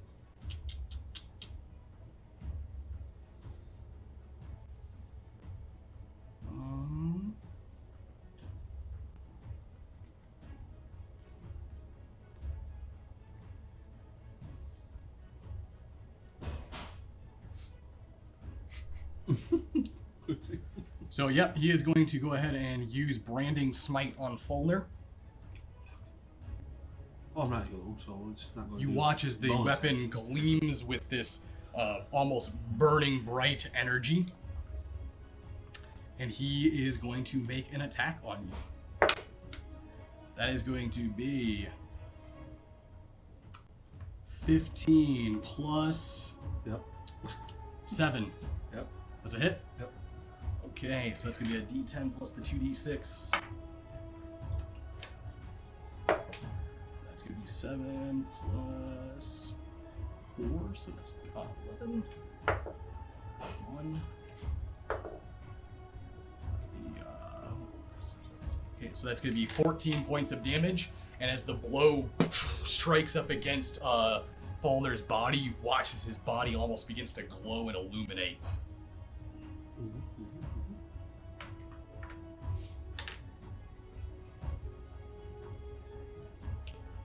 That's going to be his turn.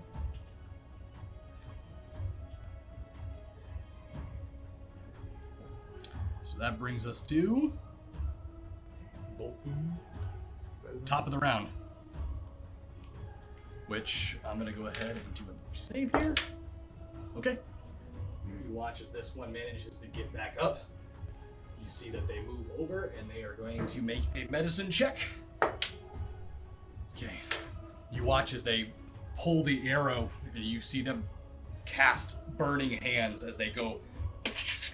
And you see them cauterize their own stomach wound as they start to stop the bleeding. That's going to be their turn, which will then move over to the next blackguard right in front of Fulner.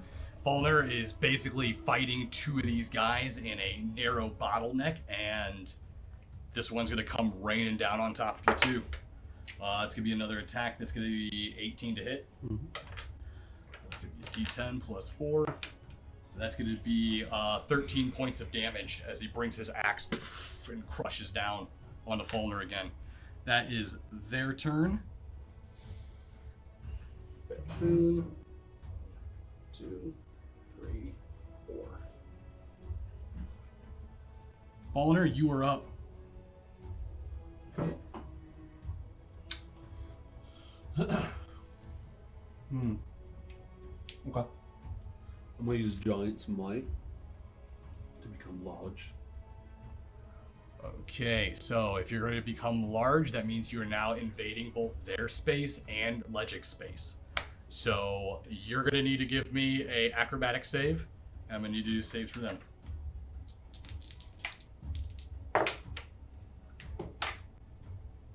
Wow. I got a 6. You grew to a size and you watch Legic right into the water. I need an ability swim. Oh, and I got I need an athletics check. You actually watch as this one goes in with you. This one stands his ground but gets pushed back 5 feet. 17 17 on athletics with disadvantage. with disadvantage. You gotta do for the other one.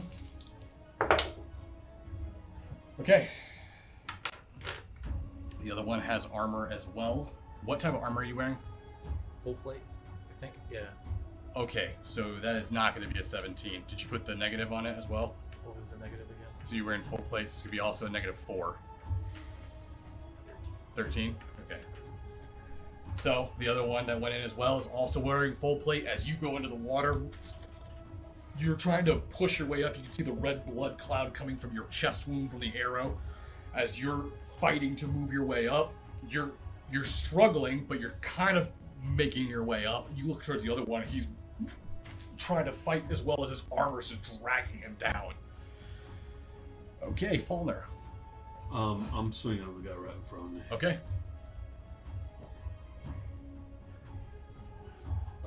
Great weapon. 18. 18? Mhm. That just meets it.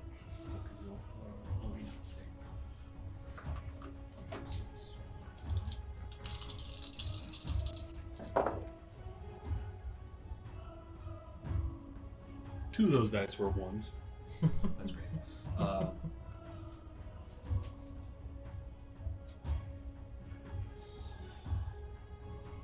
Sorry, math. So 23 damage. 23 damage.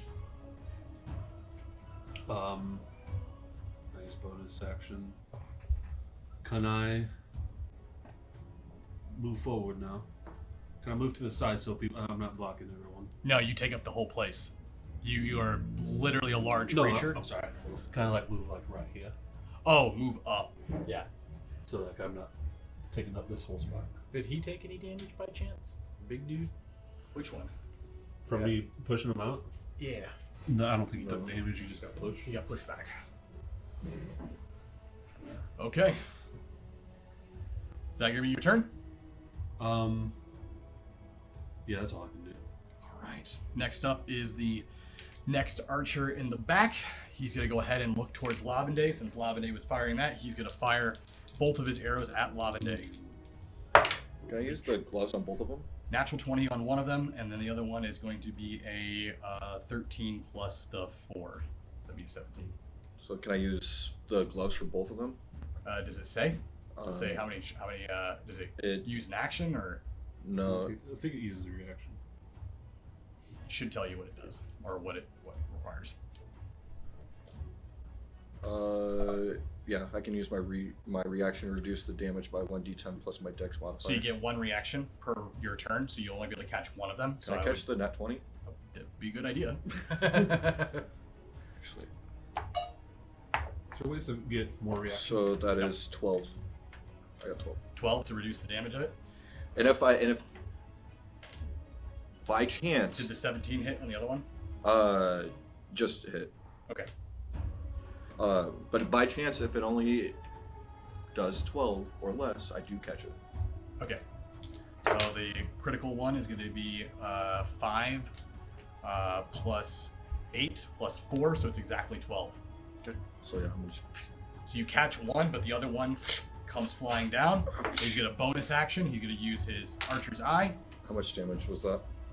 For the second arrow is going to be 9 points of damage. 9.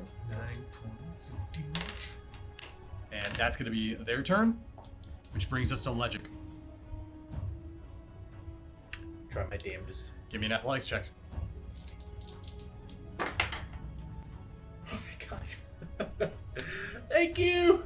You got 18 with disadvantage -5. Okay, what'd you roll? 15 and 19. Okay. So you got 10 plus 8. 10 plus. Yeah. Wait, what? What's your, how do you have 18? My athletics is 7. So you get a plus 7? Oh, it's 17 then. So you have a 17. Okay. Wrong. You managed to get enough strength to break up the water, and then you get up to the surface, and you're at the top, and you are splashing and struggling, but you're not swimming. What you are doing right now is something called somewhere in between floating and flailing. That's gonna be your turn. It's taking all your strength just to do that. Jesus. But you're lucky you get pushed into the water instead of just being pushed backwards. Lavende. Your turn. Okay, so can I move up close enough and then use Misty Step to get like right here, or somewhere in that area? I don't know how close I can get. So you're on difficult terrain here. Mm-hmm. So it's gonna be 10, 20. This would be 30 feet. And then Misty Step is another 30 if Yep. I were to use it, and So that's that'd be 5, 5, 10, 15, 20, 25. You wanna go here? yeah, I'll go there. Okay. And as soon as I land, I'm gonna have my bow notched and shoot this fucking guy right here. Okay, the guy in the front? Yeah. All right, so you literally Misty step in with your arrow and you fire. And he's dead. Oof, that is a miss. Damn. That's 3. It was so. It's 15, but unless that is a hit. Let me check here. That is a miss. Yeah. As you fire it, you watch as he quickly ducks down and rolls out of the way of the arrow. And then can I use my extra attack still? Well, is Misty Step a bonus action? Mhm. And you have 2 attacks? Yeah. Then yes, you can. Okay, so since he ducked, I'm shooting the guy behind him. What's that? You could still shoot the guy on the ground. I did that for flavor. No, He's I still know. standing. No, as soon as he ducks, I'm just gonna be like, Okay. Me text. I don't know. ooh, that's a miss to probably 16. 1. I don't know. 16? 16 just hits it. Oh, it just hits it. And that's going to be with the Dreadful Strikes, if that is Okay. okay.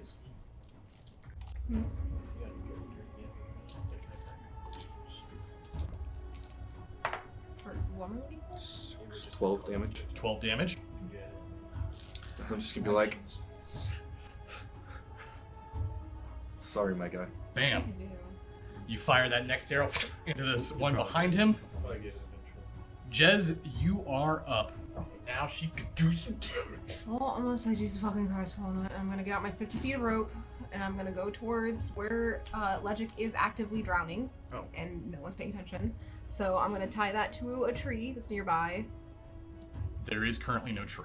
What's all the foliage? Foliage. Grass, moss, Okay, I will take. Fucking Jesus Christ! I'm just gonna take and tie it around my waist. I'm gonna throw it. I'm gonna shout catch to Legic, and I'm gonna throw it towards him. Okay. Do I get disadvantage on just go ahead grabbing? and give me a dexterity This roll. thing's a fucking shit show, dude. What if he pulls you in? No, I'm just. I hope so. Just kill me. So fucking stupid. 17. 17. You manage to throw that rope. It lands right onto like a safety line. You manage to grab it, and you're gonna start trying to pull yourself in. Yeah. Okay. Just go ahead and now give me a athletics or yeah, just go ahead and give me an athletics check. I think I weigh about- Unnatural 20. Very nice. Fuck yeah. Jez actually, like a sailor, wraps the rope around her armpit and holds it tight and braces it up against her body. You can see his Legic starting to pull in. You can see him coughing up water as he's coming out. He is, you can even feel it, like he's actively sinking and pulling himself back up and sinking and pulling himself back up. His armor's just filled with water. That's my captain. He's still. He's crawling his way towards you, but he can't move until it's his turn. That's funny. This whole scene I'm picturing is the most ridiculous fucking thing. Probably a little bit. What you saw was Falner get Yeah, I huge know. and knock. I know what I saw, and it's ridiculous. So I just pretty much I saw him get huge and knock him into the water and just continue to about his business. And then I'm like, okay. I wasn't told Faulkner noticed anything. Oh. He didn't feel I wasn't or told- hear. He probably Next up screamed. is the other guy. Let's see here. I hope he does this. Oh god. What's he doing? Yes. What? All right. What? DM's best dream here. No. You watch as Legic is pulling onto the safety line. You feel your foot as the other blackguard pulls his back up onto your back, and it becomes like this game of like dunking each other as he pulls you up and dunks you under, trying to grab onto the line. You fight back as the two of you are wrestling in the water, Sorry, man. and that's his turn. This is funny. We're down 2 people because of this, essentially, because I have to make sure You he's literally fucking made the drowned. fight 2 times. Man, I'm just getting chunked over here. I had to do something. I'm down to 30 HP. That is pretty Okay, bad. top of the round, Archer that just dodged your shot as he rolls onto the ground. I'm gonna go ahead. Yeah, fuck it. I'll go prone. Free action. Did you get extra health from getting? As he goes prone, he looks towards you and pulls his arrow. He's gonna fire from the ground. And this is top of round, so I get to reactions back, correct? You do your reaction back. Yep. No, it's next to your turn. Okay, so yeah. So you would not have it yet. Oh Okay. yeah, you would because you used it before your turn came up. Yep. So you do have it. Yes. Does going prone, does that provoke an attack of opportunity? Because that'd be good to know. So one is definitely a miss, and the other one would be a hit. Okay, so I got 12 on that. Okay, he's got a bonus action with Archer Eye. That is going to be a 6 plus 4. That's 10 plus the D10. That is going to be. That's 20 damage. Oh, okay, so I take 8 of it. Take 8 of it then. Yep. So you watch as you go to. He locks eyes on you. You can just see the burning hatred in his eyes as he lets go of that. It's almost like you can just tell, like, it's Archer versus Archer, and he right now is trying desperately to finish you off. As he fires it, you go to grab it, and you watch as the arrow just comes with such force at such close range, it still sinks into your chest. That's gonna be his turn, though. And then he shoots it back, the exact same arrow. Balefun. Well, I got 2 arrows out of me right now. I'm waiting for you to just catch one in your mouth. Yeah. Like a flower and If start you guys look dancing. over, Balefun is not running, he is simply walking. He is like walking up to Cocky his garage. bitch. Alright. Now it is back to the Blackguard. I'm hungry, bro. Turns his attention now towards you, Fulner. He looks up towards your size, unfucking phased. I'm gonna need a wisdom saving throw from everyone around him. Do I count? Yeah, I don't know if you count as a round. No. thing. You're drowning. You're drowning. Is this a frightened thing? Wisdom. Yes. Does Christy count? No, I got being 24. 10 feet away from him. Natural 20. Okay, you guys are all good. And What was the wisdom saving throw for? For something he's about to do. I'm gonna, it was an aura around him. Oh. What were you gonna say? I'm using lucky to reroll that because I got a 2. Okay, 16. perfect. That is a good reroll. Holy It's a good feat, isn't it? Yeah. Imagine if I took that. I forgot I Lucky even on had top it. of being lucky. Yikes. Oh shit. Hmm? He looks towards you and you see him lock eyes. Think you're a big man, huh? And you see his weapon crackle with lightning and thunder. And he goes to use Thunderous Smite. Ooh. Trying to be Thornburn, huh? Don't hit the water. Don't hit the water. Natural 20. The water. Okay. This is such a ridiculous scene. Oh my This whole thing is just buffoonery. Before the game, we're like, all right, let's make sure we don't fuck up, guys. Fucking Is any of these other creatures within 30 feet of me? Which creatures? Hey, I mean, I'm the guy in assuming the water is, the guy on the ground is. all of us are. Everyone is. Yeah. Why? I wanted to use Cloud Ring to redirect it. Oh. Okay. And I want to do it I probably can't see the one in the water, so I'm not going to go after him. you shouldn't anyway. And do I see the one that's moving? Or I'm not moving, on the ground? Well, those two are definitely in your range. 30 feet. Honestly, I would say your eyes are pretty locked on with him, but if you do a quick scan, yeah, you're going to see those two guys over there. Then I'll redirect it towards the one on the ground. Okay. Is it projectile? Is there a save to it, or is it? When you or a creature you see within 30 feet of you is hit by an attack roll, you can use your reaction to choose a different creature other than the attacker within 30 feet of you to become the target of the attack instead of using the same roll. Okay. I can only do that once per So I'm going to go ahead and roll damage on them then. Yikes. Oh, wow. Okay, and it's a critical, so that he rolled 2 10s. That was that's 20 damage right there just from the critical. Yeah, he probably would kill me if that. Yikes. Wow.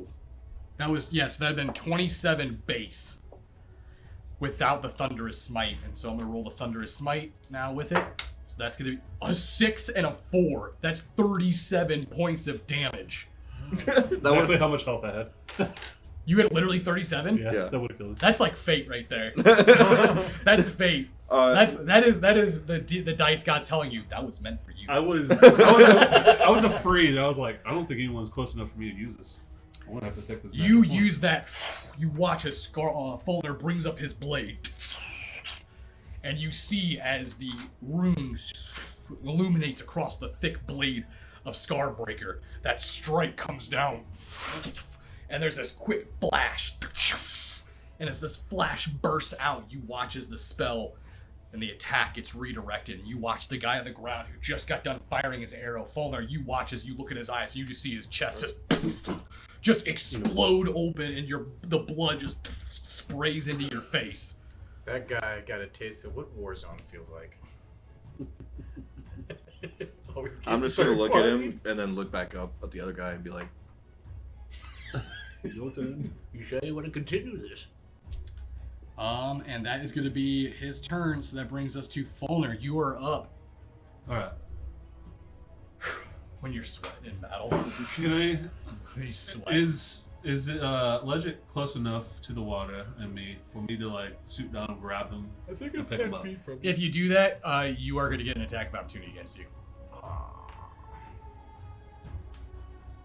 Just keep fighting. I got the Legic thing covered. We don't need to.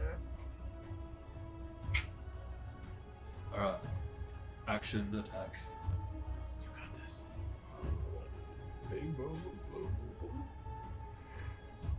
Remember he's a battle master here. 16. 16 to hit. Yeah. You go to strike against it, and you watch as he goes, "You coward! And you'll cheap tricks!" And he blocks your blade out of the way. Bonus action. Action surge? No, I only have You only bonus. get 1. It's a level 17. he has extra attack though. You can have a second not yet. action surge. If you go all fighter, it's a level 17. No. I got my sentence. No. Bonus action. Hear me out first. Okay, you're not saying you can't do that. Hear me out first. Bonus action. Healing word at level 3. I'm going to use one of my sorcery points to use it as a quicken spell, so it changes it into a bonus action. Okay. I forgot that I had those, so that's why I've never done it before. Quicken spell is very, very good. Yes, for that particular reason. So yeah, I'm going to heal myself for 3d4 plus 1.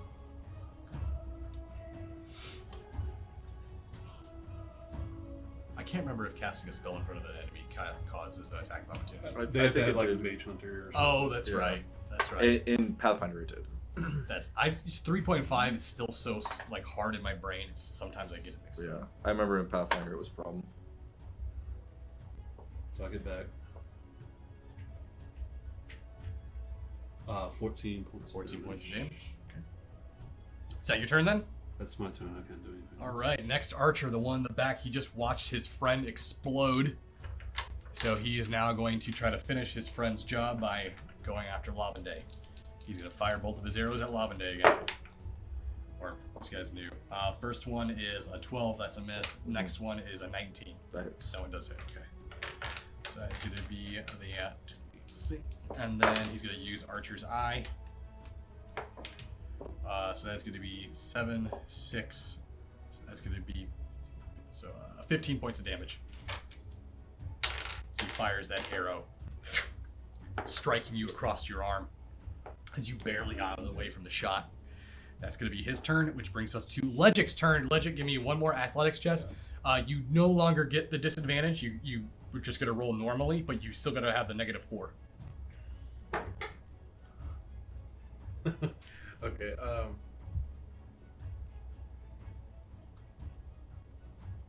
9. 9? Okay. You are being dunked underwater, but you can feel yourself getting close to the edge. As you get right up onto the edge. You're pulling your way up. You're still battling and fighting with this guy. He goes to try to pull you off. And the next thing you know, both of you are right there on the ledge. You grab up onto the ledge. You're holding onto it. You look over to your left. He's on it there too. He's looking towards you, and it's just fire in his eyes. And he's looking, and you're looking at him, and you look like a drowned rat at this point. And that's gonna be your guys' turn right there. Lavende. Stop hitting me with arrows. And I'm going to take both shots at him. Okay. Ooh, the first one's a miss. Second one's exactly the same thing. They both miss. You notice as you go to fire him, he is nimble. You watch as he ducks under the next one and actually does like almost like this no-handed cartwheel. He watches both of his legs as he lands with his arrows in hand, ready to draw again. Jez, it is your turn. You see Legic right there on the ledge, and to his left you see another one who's pretty much incapable of defending himself either on the ledge. They're both trying to climb up at the moment. I'm going to walk up to the Balthoon boy and say, "Not today, sunshine." I'm gonna get some of my blade. Okay. I'm gonna go whop his head off. Yeah. Okay. Go ahead and roll with advantage. With advantage, so 2. Yep. Get to roll 2d20. Not you. You take whichever's higher. Oh, 17 and 18. So let's see. It's at 18. That's gotta be upper 20s. It's gonna be. It's a hit regardless. What is AC 17 probably? 16. 26. 26 definitely hits. Go ahead and roll the damage. Alright. 1d8 plus 1 charges. What's 1d8 plus, what's the plus 1? Plus 1 charge? What is that? 1d8 plus 1 charge? Oh, it's probably when your equipment has a charge. Yeah, because remember your sword has spells that you can use. Right. Okay. Jesus Christ. This thing has a 1d6 for damage. Plus 2. I gotta roll the 1. Are you So that's adding 4. your dex modifier onto that too? Uh, Because it's got finesse. let's see. Oh yeah, because oh. 3, so 9. 9 points of damage? Mhm. Okay. You bring your blade back and you strike against the target. Okay. As you do, you actually watch as the blade slashes him across the face. You see the blade strike him, and as it strikes across his face, you notice it basically cuts and bounces off of his armor, but he loses grip, and you watch as he and you watch as he goes back into the water. Don't grab my feet, don't grab my feet. And I want to help Legic out. Okay, that was your attack action, so you could use your. Doesn't her blade kill things that have under 100 HP? She has to use. It has to be a critical. She has to use the spell. Oh, it's just. Oh, I thought it was the weapon itself. Well, then it has to. Yeah, it has to be a critical too. Oh, I didn't know that. I thought it was literally just. Okay, I didn't. Yep. I didn't It realize doesn't that. say anything about a spell being used for it. Just Yeah, if you has do to be it, a critical. it'll have to be a critical. Oh, But I it does have spells on it. There's a way for it to be a ranged attack too. She can actually have the sword do a ranged attack. Oh wow.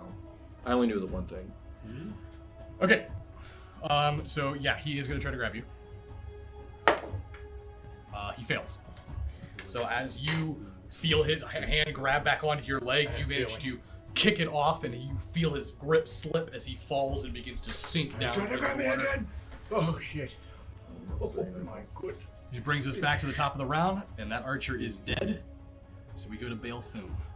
That'd have been so funny if you grabbed it again like God damn it! What? Make it end! Yeah, I do. But Heal yourself. I would just get it taken away next round. All right. Balthoon, he's just walking Would just just be a waste. casually, like they're beneath me. Attacking you. Nothing. That is an 18 plus 7. Yeah. Okay.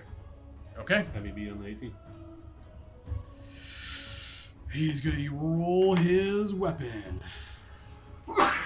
That's you. 1d10 plus 4. The is going to be 14 points of damage.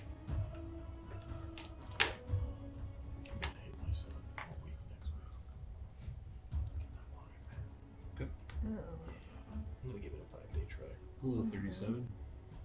I'm gonna hate You're life so cranky as yeah, I'm gonna fuck. hate But life you know, so It's his If turn. you do that- Fulner, it is your turn. Your turn combo trip, I'll be definitely hungry. I'll take a swing on him. Hope so.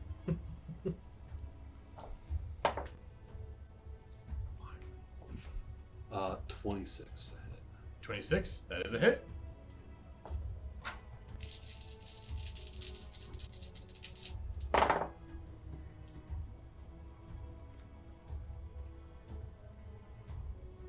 That is 25. 25. Damage? Mm-hmm. Nice. Oh no. You manage to slash across his body. You actually watch as it rips and cuts actually through that insignia across his chest. Bonus action healing wound myself.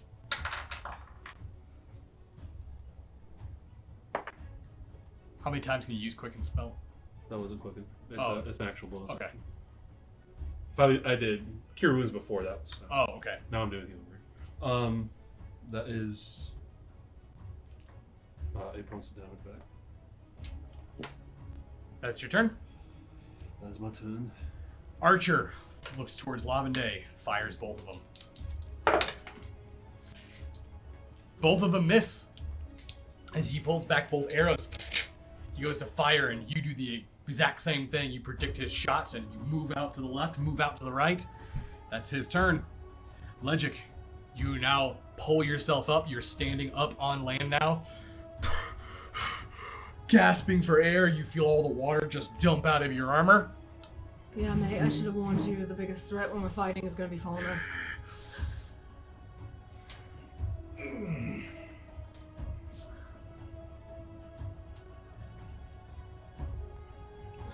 Take this guy off too, because he exploded. What do you want to do?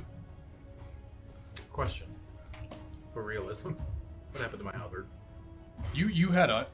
It was in my hands. You had still? it, yep. Okay. I didn't know if you like made me drop it or like. Nope. Jesus. I'm like, I gotta go back To the in. bottom. Go back in. Maybe put the armor first. I am being really annoyed. No, I'm sorry, Charge sorry, I warned you. I charge, Okay. which shouldn't take too much. Oh, Well, he's you're just right in- next to him. Oh, never mind. Charge him in the dick. Boom. I'm gonna try to hit him, and since I didn't realize my other maneuvers were down here, I could have added some shit to him. Yeah.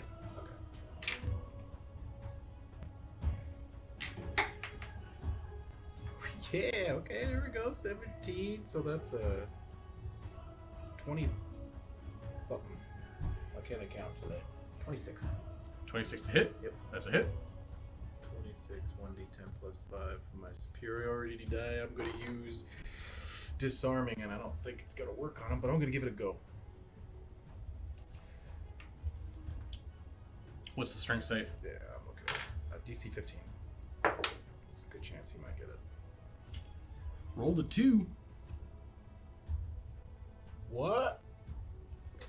So that's only a 6. He fails the It save. fails. Okay. When you hit a weapon attack, you can expend 1 superiority die.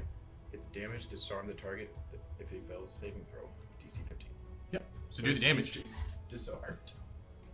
He drops the weapon at his feet. That's what happens. Action camera. Where did my Shaky D6 cam. go? Something's coming. Okay. Get him. Oh, what? 8 and 6, that's 14 plus 5. 19. Thank you. You're welcome. Quick math. I'm gonna attack again. Okay. Wait. You said 14 plus 5 for your damage. Yes. So 19 on the first one. This one's just gonna be a regular one because I do not want to use all my superiorities yet. Yeah, you have to take a short or long rest to get him back. Oh, that one's probably not gonna hit. Unless I can use luck. Can I use luck? You Wait, mean- can you use luck on attacks? No. Damn, never mind. That is a miss. Okay. That was a 13. Yeah, that's a miss. You manage to disarm him with the first one. As you do, you scrape across his arm. He drops the axe towards the ground. As he sees the other blow coming, you notice he ducks low. Lavende. After he shoots the 2 arrows at me, I'm just gonna look at him and be like, "You're really annoying," and I'm gonna cast Moonbeam at him at 4th level. Okay. And that's a con save of 17. Con save of 17. Yes. You know what? Since you said that, maybe we said that at the exact same time. I'll roll it again. Annoying. Natural 1. So is that does that count as a critical? No, it Okay, just I means don't- that he failed it miserably. Okay. It's a critical. Oh, it was actually better. So that's 20, 22, 29 damage. 29 damage. Yeah. You watch as 13. Lavende summons this beam of this white light down on top of this archer, and you watch as it almost like singes and burns him before the beam leaves. You can see his armor smoldering, his skin bleached from the blast of the moonbeam, but he's still standing. And I'm gonna bonus action using flame blades. Okay. Turn. Yep. Jez, Yeah. it's your turn.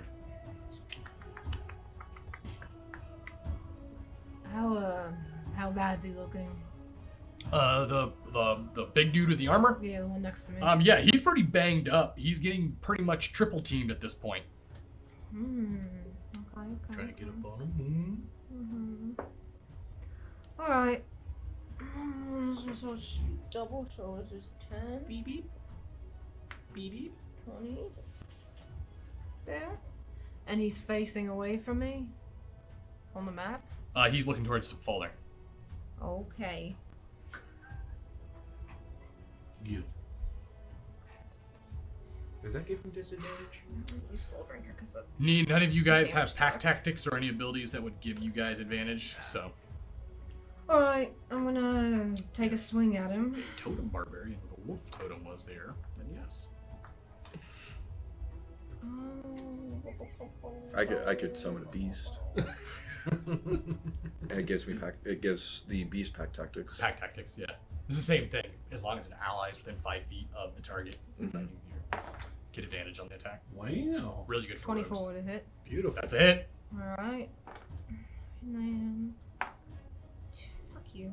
For 10 damage. 10 damage. What does the damage say on the blade? Because it should be It's like 1d6.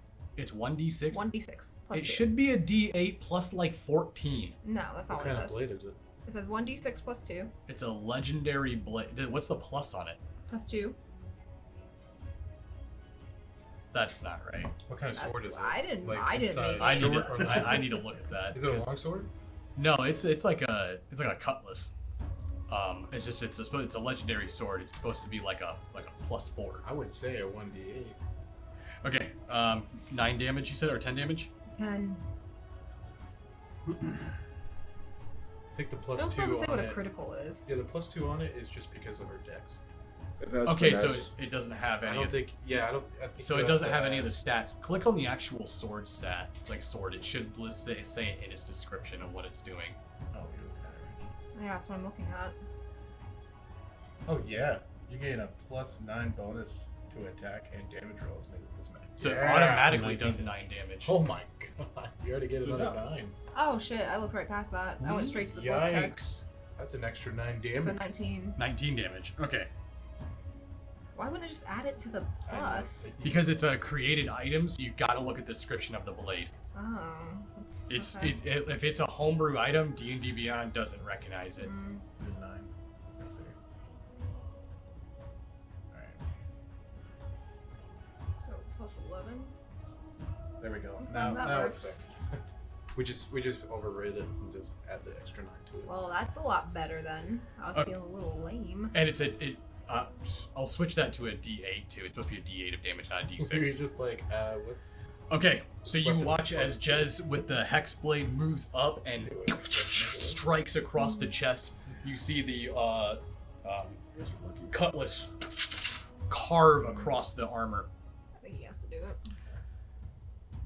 And then anything with your bonus action? I mean, no. Did you also want to do sneak attack with that? Because you have Rakish Audacity?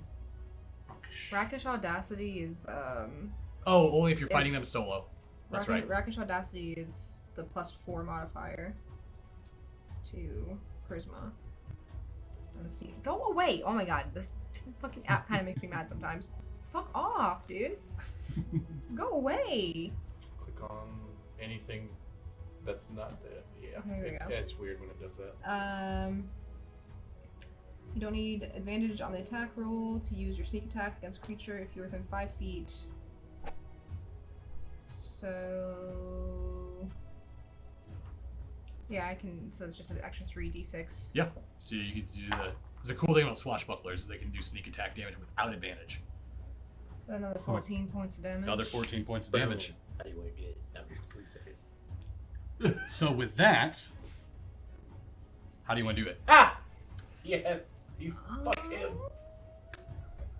I just want to bisect him. Bisect them. Okay. You watch I'm as... feeling annoyed. Could you... You're not paying attention. Could you two give me a perception check?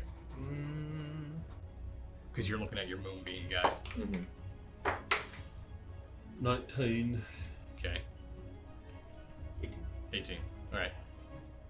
Faulkner, you catch it. Just barely. You watch as Jez brings the blade. You watch as ice sheens over the edge of it. And you see her move forward, and almost like a Mitsurugi style, the blade cuts across, and you watch as it... But as it does, you almost see this flash of this aristocratic man with black hair moving across the edge, and you see his arm moving with Jez, and you see it just kind of like cut right through this individual, and you see it I see this man. for a flash instant. It's like a phantom almost. Very weird.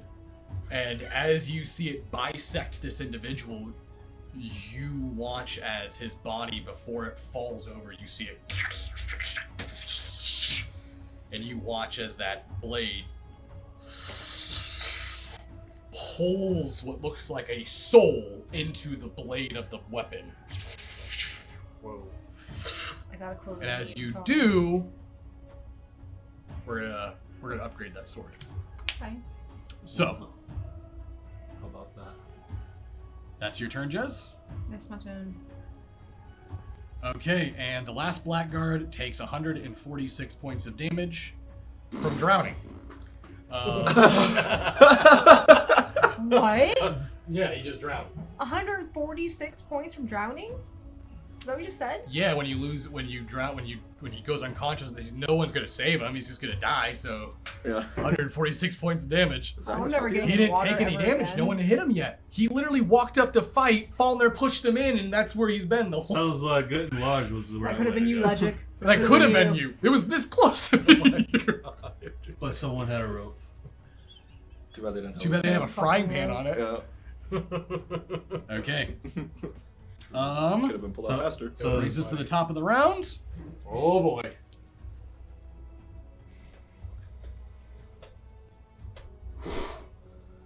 Yeah, we're not making that one.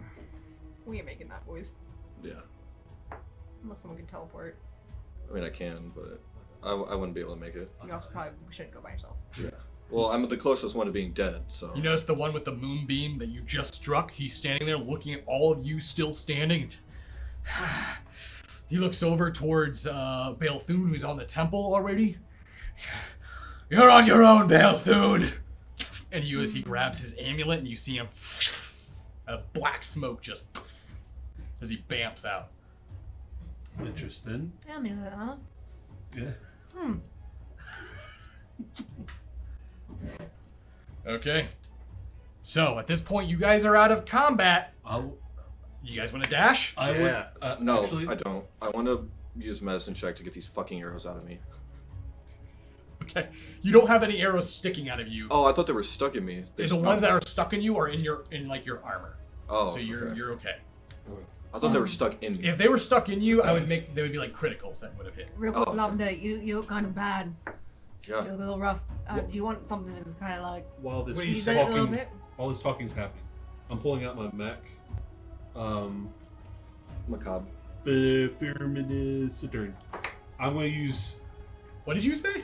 It's What? called a Mac Firmid. Oh my god, macaroni and cheese Citern. sounds so good right now. Macaroni.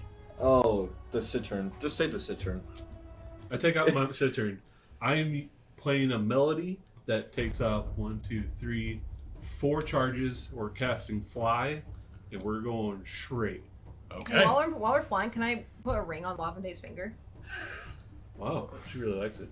I'll say yeah, because you guys are not in combat. You can definitely. You really impressed me back there. I'm ready to take this to the next level. Alright, I'm gonna Does that take his mean- hand, I'm gonna put the ring on his finger, and then I'm gonna hand him my flask and just take a drink. I know you're not gonna like it, but it's gonna make you feel better. As we're flying. That's it. No, it's just something to perk you up a little bit. So that's the 1d8, was it?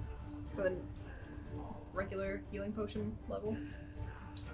Yeah, 1d8. Plus, For health. plus your level. Mine or his, because it's on him. Well, our levels are the same. Oh, okay, so yeah, go ahead. So what does the ring do? It turns the alcohol into like a healing Oh. potion, basically. Done. So that's 12. Could I bag his axe? Or did we already leave? When do I always go back? Yeah, his body's laying It's there. kind of like that. But when we stop this guy, While we're flying, can I... So, I don't know how the Arrow of Slaying works, but, I used it on the Merchant before, the one that I haven't used. Oh no, is the battery dead? Yeah, it's dead. it's right in the middle. The battery's dead. There. See how long it lasts. A little touchy, huh? I wish they changed it. I think what happened was they got left on. Guys, use your imagination. This thing lights up. As you can see, I mean, we all are using our imaginations. There we go. Oh my god. Must be touchy. no one touch it. Can I change who the arrow would affect? Once you've declared it, you cannot. Okay. So then I'm throwing that arrow away. I'll just hold on to it. Basically. I'm never gonna... I'm not I'm gonna gonna tell him, hang on to those, you need it more than I do. I'm gonna leave my flask in the ring with them. As you make your way up, you see on the center of this, there's an altar. The altar appears to have what looks to be a massive, large egg. You can see it's covered in feathers. There's actual feathers growing out of the eggshell. As you do this, you see Balethune moving up, pulls his flaming blade in hand. He looks towards you as you arrive. As you see it, you guys lock eyes with him. To your left, to your right, you see two massive, large, I mean, 200-300 feet tall. On one side, you see a massive, black, spectral serpent. My god. As it raises up, its neck is chained down to the altar. It slashes, bashes, it rages against this confined imprisonment. On the left, right, you notice a massive eagle with flaming wings. As you notice, it's chained down to the altar. Lavende. It was said that the beast primordials were asleep. These are primordials. You were told that. I must have forgotten. Tarna. When you spoke to them about this, Tarna. These gods of theirs were supposed to be asleep. But it's very clear by the chains and the shackles to this.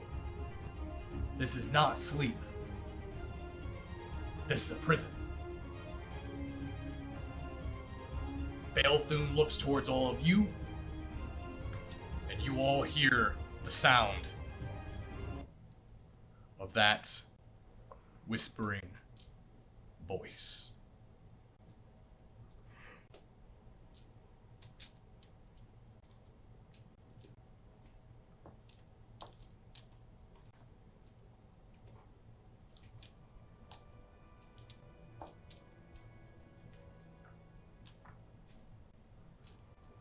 as the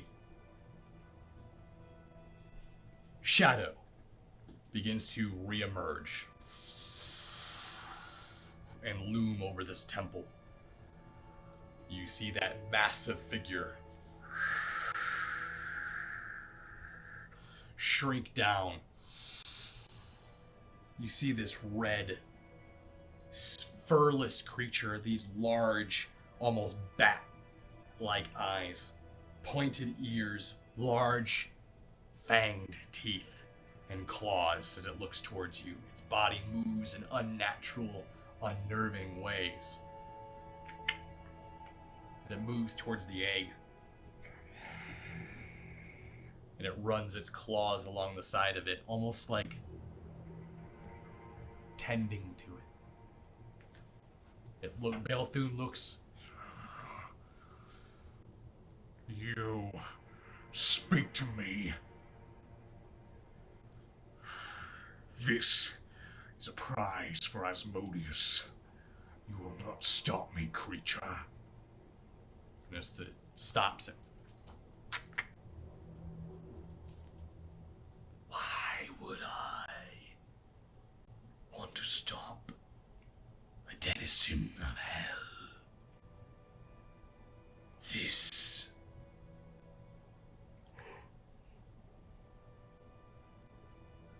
is power.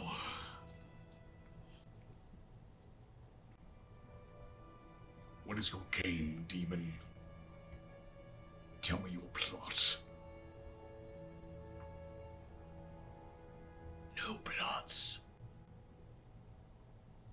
No demon. You watch as the form begins to move, to shift. And as you see it shift, you notice a man. Human. Bald.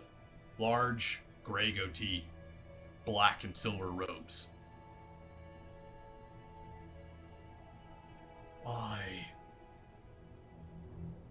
I was once a conqueror of this land. We foolishly tried to harness the power of the primordials. And as you can see, it has backfired greatly. Now I am trapped here in this god-forsaken nightmare realm.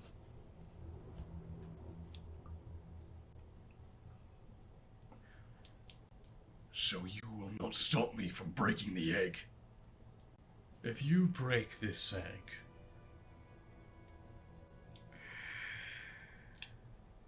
then you will get nothing. Explain yourself. You were duped, tricked. Rather easy, actually. I'm sure you've heard of his name, Calypso, I believe it is. Yes. Why? Oh. He was right. There is an egg here. And it is holding great power. But I'm keeping it from being born. You see, if it is born, then it will free its parents. Necrozon. Atlia. Oh yes. Oh yes. You see, the real prize, Balefun, is on Azeltivado. Celamore there has secrets. Great old secrets. And his father, if Eliaphel could see him now, I could only imagine the disappointment. It almost makes this eternity of torment worth it.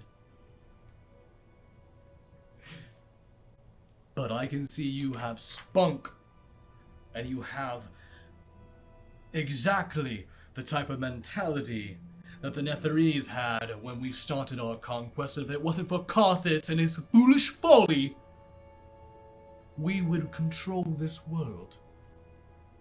And all the little monkeys and puppets of ours. Oh, great, the halflings, they're still alive too. Great slave race. Really, really not too good on the manual labor.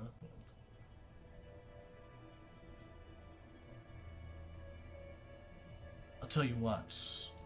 Balthun of House Rakion. House Rakion.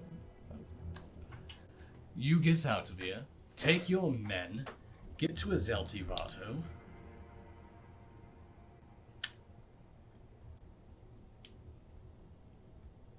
The storm. We can't get to the island. There's a storm around it. I will lower the storm. After all, it is I who made it. I wanted to make sure that no one could get there until I met someone that I believed could help me. I think you can. As long as this egg stays alive, I will harness its power and its life force and keep myself immortal. So go, take care of Celamore, and we have ourselves a deal.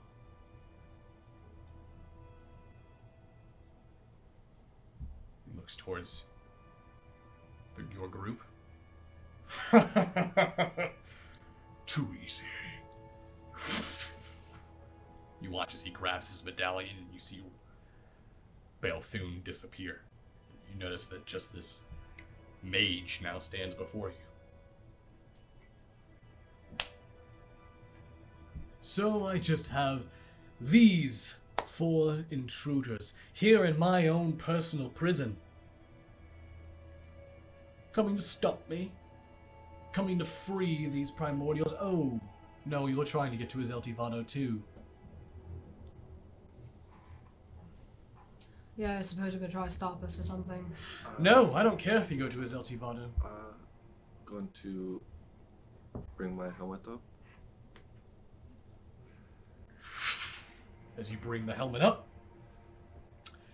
it's like putting on Cerebrum. You start hearing their screams in your head and the pain that is shooting through their body as agonizing magic scorches their veins, and you can feel it. It's leeching off of them, and you can see this mage just basking and absorbing the life force. So why don't you all just run along? Get out of my non-existent hair. Yeah, no, that I saw. Question, I'm curious. Was that your work, I take it, down with all the spirits running about in the eternal little loop of the last moments? Yes, Eliathel and his great kingdom fell to our war machines. I still remember the faint sound of burning in the distance. Some nights it's the only thing that keeps me going. Can I get to the chains? Are they like... They look like phantasmal almost. Oh, okay. Like okay. even their form is phantasmal. You're imagining that they're somehow locked in some sort of other dimension. Okay. So I take it you're the only survivor left. I don't know how many of us survived. Zalgareth could have survived, I suppose. He did flee. Zalgareth did survive. Did he now? Yeah. Too much of a coward to return. Pity. But yes, there were others like us. Many of us, after the fall. The squabbling is usually where it starts. You see, whenever you get a group of like-minded conquerors, it's hard to keep us listening to just one voice. I'm hearing 2 right now screaming. Oh, you can hear them? Yeah, I can feel them. What are they saying? They're screaming. They're not saying anything. I suppose they are just dumb animals of some sort. They're not dumb animals. And I can also see you absorbing their power. What gives you the right? That's the funny thing about power, isn't it? No one has the right. Only the great do it. And what is your name anyway? Oh, great one. Haven't called it yet. Well, the people here on this island like to call me the Nabasu. They don't realize that's my name. The Red Death. Another nickname they like to give me. You see, absorbing the power from these primordials has given me certain abilities. Hopefully when I leave this place, it will come with me. Who knows what type of experiments I could do. Getting all choked up just thinking about it. Right, and how do you leave this place again? Well, What's I keeping can't. you? This is my prison. Yeah, that's what I'm asking. How would you? Well, if King Selamore was to die, or he dropped the spell, you see all these ghosts here that are wandering about? They're trapped here too, like me, except they just don't have the mental fortitude. And they are also not feeding on the life force of these creatures. They lost their minds a long time ago. You see, King Selamore, he mana bombed his own people. Burned their souls into a dimension that they can't even escape. I'll tell you what. Desperate times will make people do crazy things. But I feel like I'm rambling here.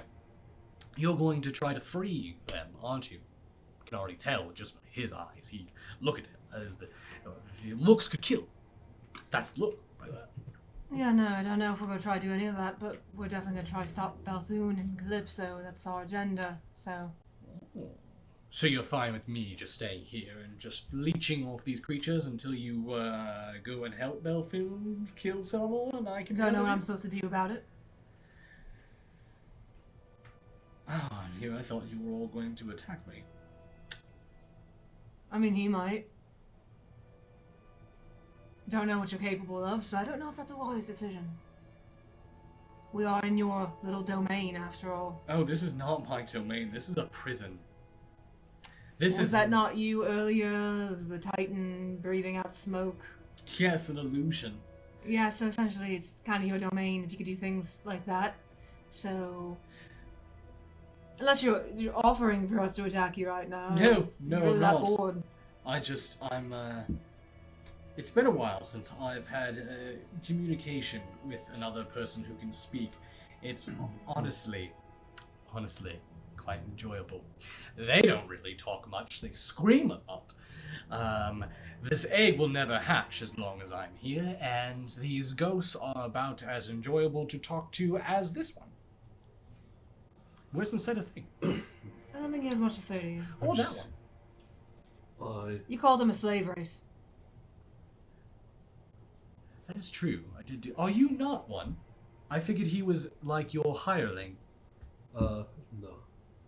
But it is very good news that you told us if we destroy this egg, we won't become gods. Thank you for letting us know, because especially since you also alluded to it's keeping you alive here.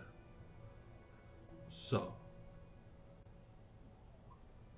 I'm not sure how we were sent here to take care of the Red Death.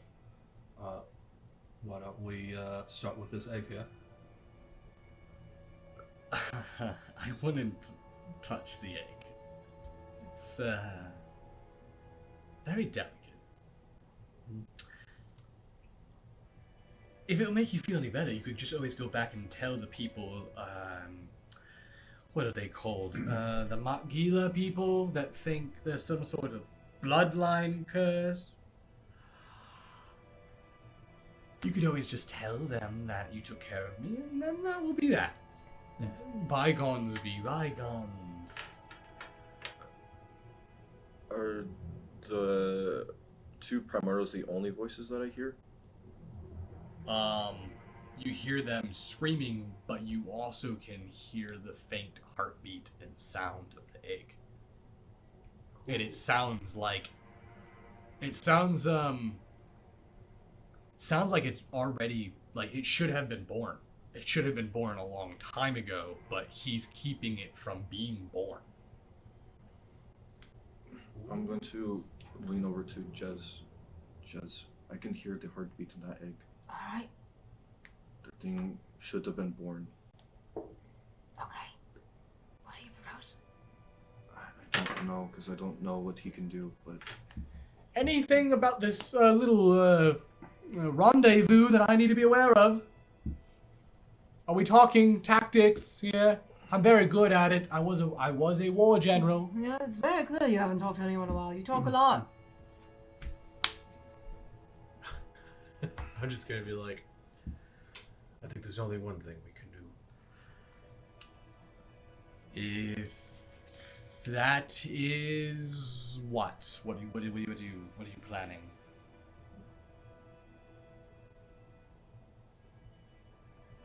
You worried about it being delicate? Worried about you not being able to stay here anymore because of the egg? I'm, well, not quite sure what would happen to me. Why am I even telling you this? No. I mean, you sound kind of like a terrible person, so... And you've been here a long Terrible time. person. And you've been alive a long time. We've met Zalgareth. You're one of two. You revel in the sounds of screaming people. I mean... The Screaming Netherese, primordials. I'm aware, have fallen, but our bloodline, I assure you, is still strong in many, many places. It wouldn't take too much, maybe a leader like myself, to be free of here, to then organize and start our empire once again. A leader that got himself stuck here by trying to... A leader? Harness power that he didn't understand. A leader who happened to be caught in the wrong place as a mad king bombed his own people. Who's the real victim there? I think that's me. Yes. So you make these two victims as well because of... They're animals, beasts, creatures! They have feelings. And they do talk. Oh, my. I'm gonna take a couple steps forward. Alright.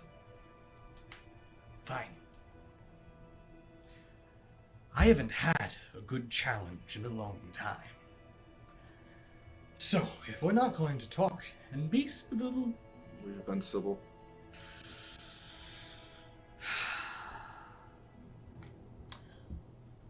You know, what if we say we do get you out of here? Okay, alright, I'm liking where this is going. This is option. Let's say, what would that be a possibility if we promised to get you out of here? Would you release these The primordials. beautiful creatures from their chains? Well, no. I mean, they do still have great amounts of power, and I could easily control that if I was out of here. You see, I'm keeping them locked here. As long as I'm here, then they're locked here. As long as I'm alive, they're locked here. Yeah. So it sounds like you're just kind of gonna be stuck here then. You are not... I'm not helping myself, am I? No. No, you're not. As I'm still staring him intently. They can't do much. They can't do much for you if you're gonna be trapped here. You know what I'm saying? You picking it up. Well, that's why I'm just... What I'm saying is, if you free them, we can help get you out of here. Do you... Who is your ruler, your leader? Who's the Majoc... Is there no Majocracy anymore?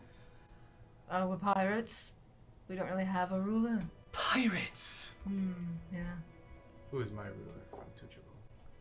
Oh, you don't even really... Well, you don't even really consider that your homeland anymore. You don't even really have a ruler. You don't even have a home. Nope. I'm with you there, buddy.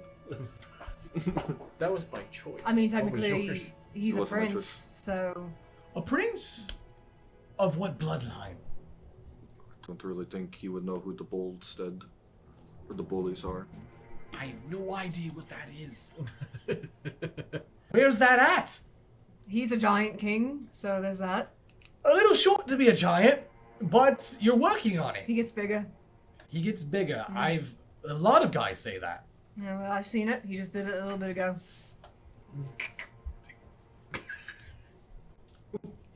Wish I had your brazen audacity. Let the guy say that.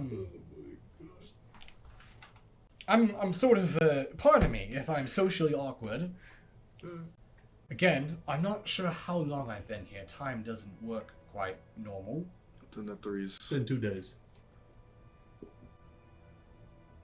2 days. Mm-hmm. Here's no. I Here's no. I don't believe you. Yeah. So hey, back on the topic. Freeing the beasties and we get you out of here, or we just leave you here to continue harnessing the power for no reason, nothing to do with it. You're kind of trapped in this nightmare land. I'm not really seeing any pros of keeping them. I mean, unless of course you think Balthoon's gonna get you out of here, because I wouldn't count on that. Well, he did beat you here.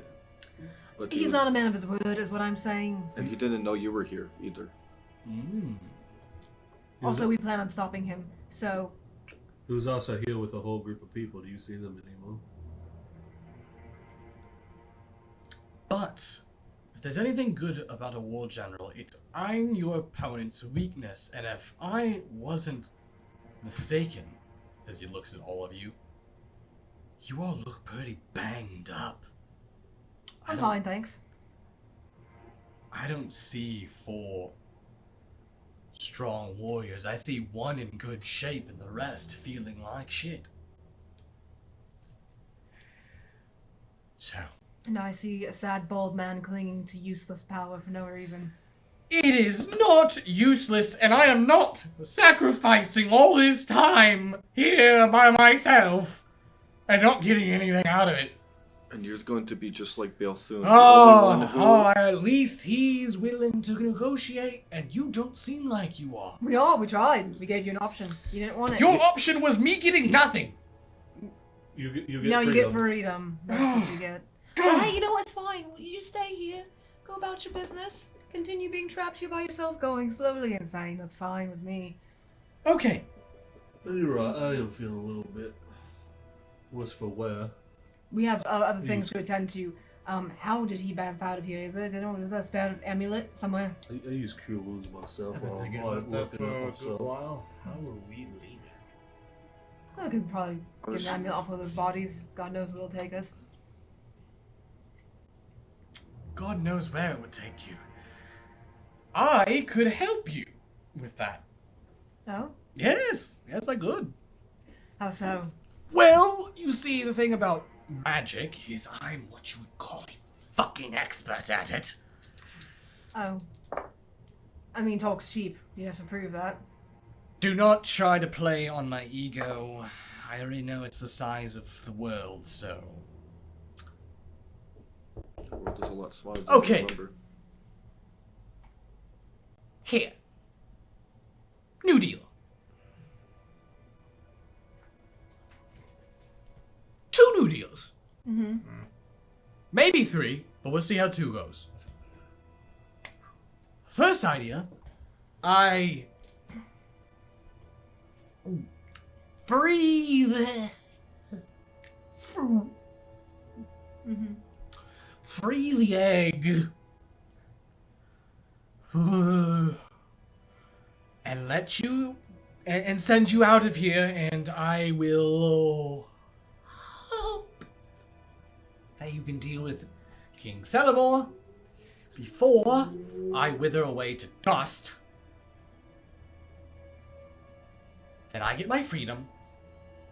The bird and snake can go away, fly, do whatever they want, and you will be okay with it? And what about the egg? He Well, just I'm said ass- that it was going to be born. I'm assuming it will be born. Alright. We just have to kill Celamore before, or take care of him before he withers to dust. And how long would that take? Probably a while. I would assume probably a while. I do have, like I said, You'll be fine. We'll get 2 shakes. No problem. Well, could you wait? Would you be able to tell if we killed King Celamore and then you can free them? Would it work that way? What if you just helped us kill King Celamore? He can't leave. I can't leave. King But the- Celamore is the reason why I'm trapped here. How are Well, we they- gonna... He can I thought do- it was the egg. The only thing No, he- the egg and these primordials are keeping me alive. It's why I've been here for so long. Wait. The only thing he could do is drop the storm surrounding something. How would we know you released them? I would do it right here in front of your eyes. How do we know it's not an illusion? I'm willing to take that chance. I think if he can hear their screams, if it is an illusion, he'll be able to talk to them. And I may be a great, powerful wizard. I am, trust me. But I am not capable of pretending to be a primordial creature.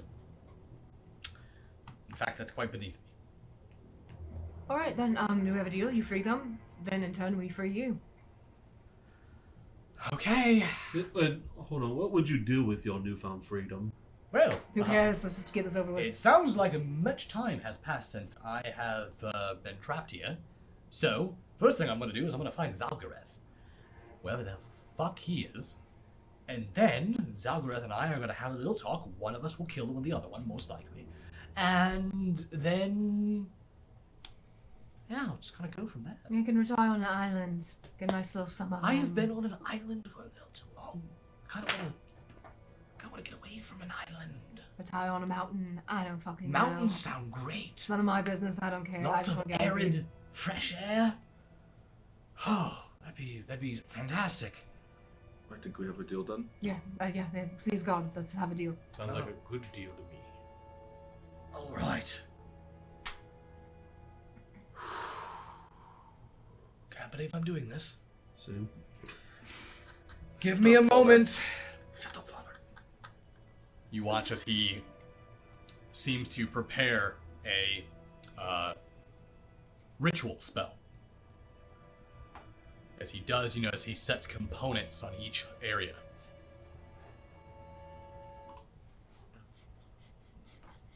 Yeah, what if the primordial were like, you're the one that trapped me, now I'm going to kill you? And they're like, oh, it's a win-win. That's not in character. Don't give him any ideas. He won't metagame.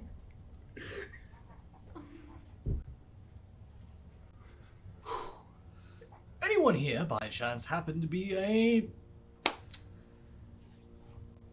well, prominent magic user? I think a couple of us. Not in the same way you are. Those who understand it on a intellectual level. Sure. I'm going to look at you right now, call you a damn liar because I can see a sorcerer when I see one. You asked if I knew magic. I did. I said on an intellectual. You have not. I went to college. I passed. What were the standards? Graduated. No, the answer is no. That says yes. Okay, Fuck you want. Not you, Fulmer. I'll do it on my own then. I mean, I've dabbled, but I'll probably fuck things up more than help, so. Here we go.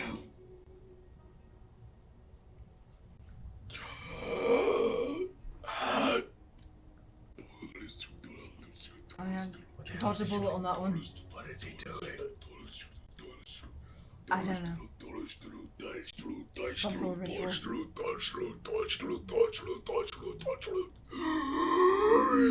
And you watch as he begins to cast the spell. And you see the whole floor begin to light up beneath you, beneath the altar. And you watch as one by one,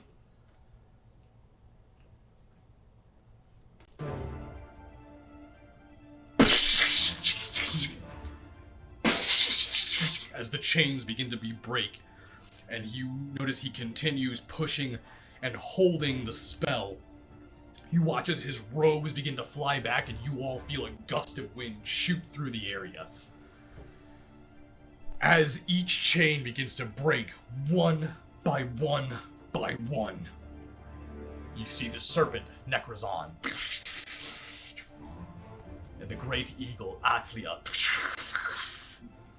free themselves from their chains. You watch as their full forms begin to... And as Athlia takes full form, you watch as this red sky fades into bright, or sorry, not red skies, but the bright blue sky that we are in turns into this golden sunset. And you watch as Atlia's wings spread and you see rays of sun bask down onto the altar. Next, you see Necrozon turn the stars and the sky black as his celestial body seems to mash, and you see that shadow form into the sun.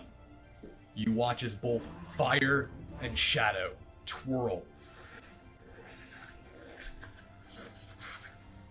down to the egg, and you watch it, and this beam shoots through it as you all see shadow energy and soul energy pumping out of it. You hear the sound of the great hiss as Necrozon takes into the starlit sky, and the sound of a screech as Atlia soars off into the sun, and you watch as the egg begins to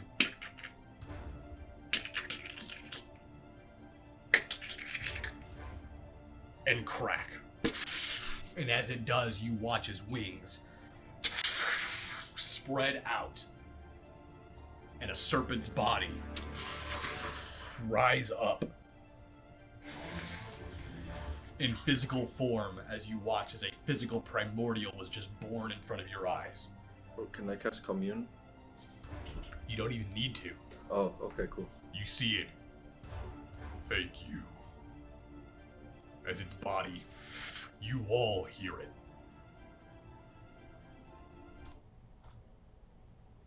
Primordials have a mature sounding voice. First of all, You got a deep ass voice for a baby. Mama. That meme of the big ass baby. You have freed me. That we have. It looks like a winged serpent. What, It has a long serpent-like body. what is your name? Do you have a name? My name is Quetzalcoatl. Ketul Khan. It's nice to meet you. I am the son of Necrozan and Atlia. This is cool. This is an actual Aztec god. I'm sorry that you've been stuck in an egg. I'm going to look at. You watch as the mage brings himself down.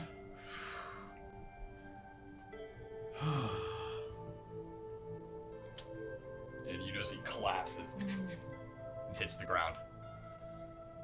As the serpent looks down towards him. Take pity on the prideful. We almost didn't. I know. I sensed your anger, and you acted with a true heart.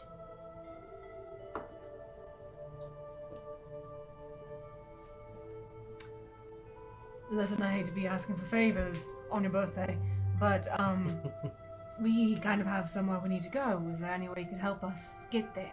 The mage will help you. Will he? And we'll look down his passed out ass. He needs rest. But I do offer you a reward. I'll take that. A reward. You notice that he turns and on my back. I'm going to climb up. I'm assuming we're climbing up? Mhm. Yeah, How I'm big is climbing this up. guy? Probably well over, I'd say, 70, 80 feet tall. Woo! It's that big boy. He's massive. Should we grab Egghead?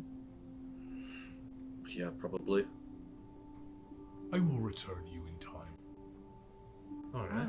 Oh, alright. Oh, then I'm going to hop off and I'm going to take out the piece of my hair and use magic token and like we'll be right back just in case you wake up before we get back, and I'm going to leave it with him. Okay. I could do Just that. go rub it in by leaving a hair too. Yeah. You notice the wings as soon as you all climb on. And you take off. I'm gonna use the hair to start drying. You feel like the kid from Neverending Story as you all soar up into the sky. And you all look off in the distance, and in the sky you can see the night sky. And it's strange, it's so unnatural to see the night sky and then just where you're at to see blazing sunlit sky. It's like a meld of the two. And you watch as the serpent and the eagle form and weave together, and you feel love. Almost as though they're two sides of the same coin. And the Makila people have had it wrong this entire time. It was never about a war between light and darkness. It's always been about the acceptance of both. And maybe because of their imprisonment and their time being away, that they just simply forgot. Before you know it, you dip through the clouds, drops down, and you find yourself soaring over the tree line of this massive jungle. And before you know, the serpent, as Quetzal Khan brings himself into this large clearing where you see what appears to be a small shrine. You notice Quetzal Khan lets you all climb off. You notice he turns his body, his huge serpent-like form looming over you.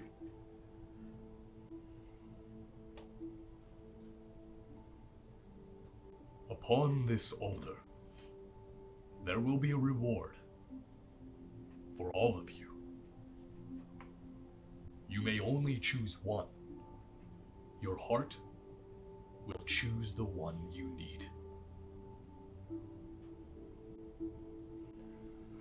It's not an endless flask. Maybe. Thank you. Thank you. How? I will wait for you to be done. Ah. All right. It's a very well-spoken baby. I'm very Spell it. impressed. It's been in there for a while. He probably sounds like he gives the best party favors. I'm going to walk to the altar. We'll all walk up.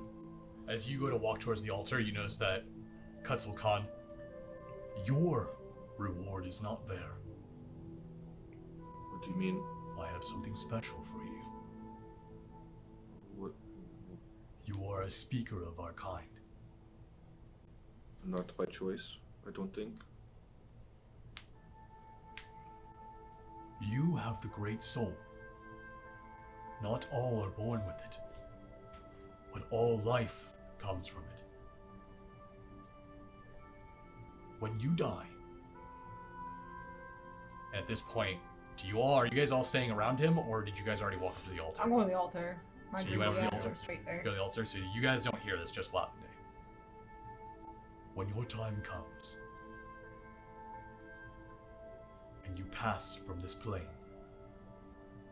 you will not return to the afterlife. Ooh. You will be reborn as I. What do you mean, as you? Primordial. What? Yo. I'm going to drop the helmet, because I had it on the entire time, and just look up at Quetzal Khan. What do you mean I'll be reborn as a primordial? How could that happen? You have a wild soul. I have my soul. It is yours. And I was once a mortal like you.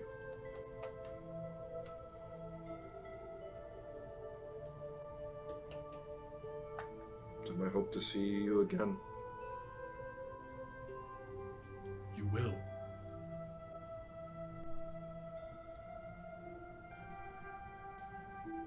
Go to the altar. As we're walking to the altar and be like, That was really awkward. They had to watch his parents bang, you know. We What? were on the way here. He had to watch his parents banging in the sky. That's really fucking weird, right? It's a real fucking weird day for him. Yeah. I mean, maybe he sees it differently. Primordials might not You might see it differently, but I'm calling it what it is. They were fucking in front of the son. Daughter? I don't know. So you're gonna kill yourself, right? So you can be No, I'm not. So, let's see what we got here. Strike me down, I'll become more powerful. You can never imagine. What's the guy's name again? Quetzalcoatl. Quetzalcoatl? Quetzalcoatl. It's not the name of the actual. Quetzalcoatl. No, it's close. It's Quetzalcoatl. Yeah. Yeah. That's the name of the actual But the winged one beast. that you're doing is the other variation. That's Mayan. Oh, okay. Kukulkan. Yeah. Which Oh, exactly smite. looks just like a serpent and has. That's wings. why I named Kokoltan the way I Yeah, did. both of them together. Yep. That's pretty cool. Alter. She's like, I don't care about this Alter. issue. Let's give her items. I Bottom appreciate list it. flex. Bottom list flex. That's what I was like, wow, I caught that as soon as I heard the When you had name. double fist, And it was born, I was like, oh my Never god. run out. That's the best part. That's so cool. Watch this. I can do it. It's still good. It's true, actually. You could, He really put in some information on his shit. And I appreciate Okay. Who's the first one up? that. I was Let's saying- roll. let's do Jezebel first. Okay. She's captain. I probably be want stuff. Maul walking towards it. Picture that. What is it for me? Faller's not the only one anymore. Items. Ooh, treasure. Are you gonna tippy toe? Oh my god! I'll walk like a noble lady.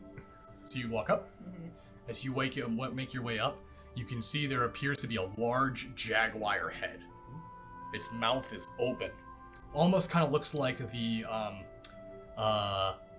what is it? The Cave of Wonders in Aladdin. Oh, Except it's there a you jaguar. go. I thought this was a Panther. Or whatever I the. thought it was gonna have a Tiger. sword in It it. was a tiger. I always thought it was a panther because it was all black. Maybe it was Thunder. Panther. Inside of its mouth, you see 5 jars. There's no label, no description. Okay. On one jar, you see there is a heart. Mhm. Another has the image of someone's mind. The other one has the image of body. The other one has the image of a fist. And the final one has the image of a jug on the jar.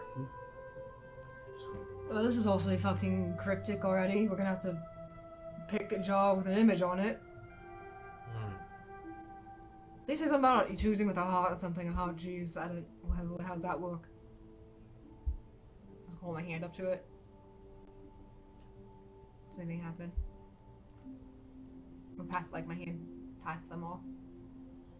You don't feel anything weird around them. They all seem just to be simple jars, and actually, as you look into them, they're empty. I'm grabbing the jug. They're like ceramic. I'm grabbing the jug. You're gonna grab the one with the jug on it? Mhm. Okay, so Jez grabs the one with the jug on it.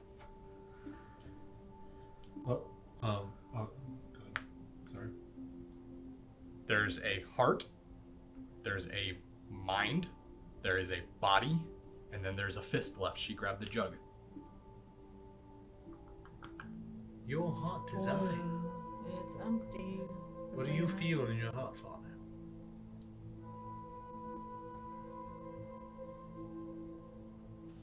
I will. Fuck. Do I take the fist or the body? Fuck.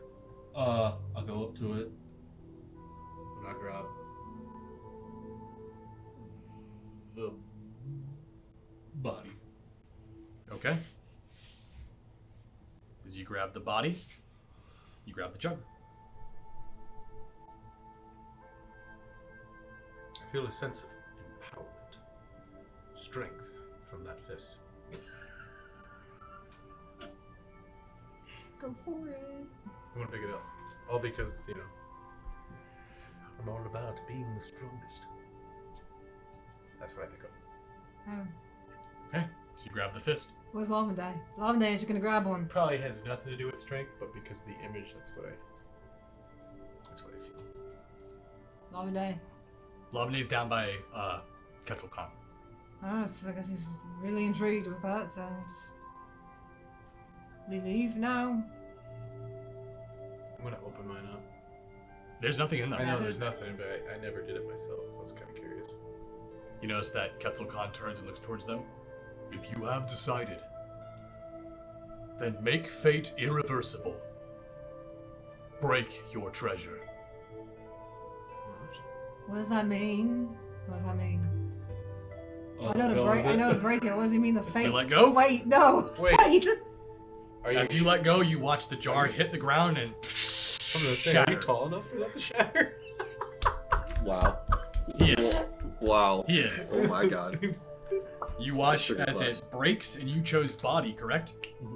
Oh, Raise your constitution by 3 points. Nice. Okay. I'm down for that. It can go over max. Oops, I accidentally just rolled. How do you feel, Fauna? Everything alright? I feel As you break it, you watch as more vigor. that jar seems to almost have these vapors that come out of it. And you see it sort of into Falner's body. You watch as he does. You see Falner has like some little bit of age wrinkles from his age. And you watch as his wrinkles just kind of disappear. Oh, And shit. you almost see he gets kind of almost more youthful. You Oh. see his veins almost begin to pop from his neck and his arms. And he just has this general burst of gusto and vigor. Is it plus 2? 3. Oh, plus 3. I'm feeling weird. Go ahead. You go next. Oh no, I need to switch this. You would have to go with. toss it. As you toss it, Either that or go you with feel that concentration. jug break, and you watch as the same thing happens.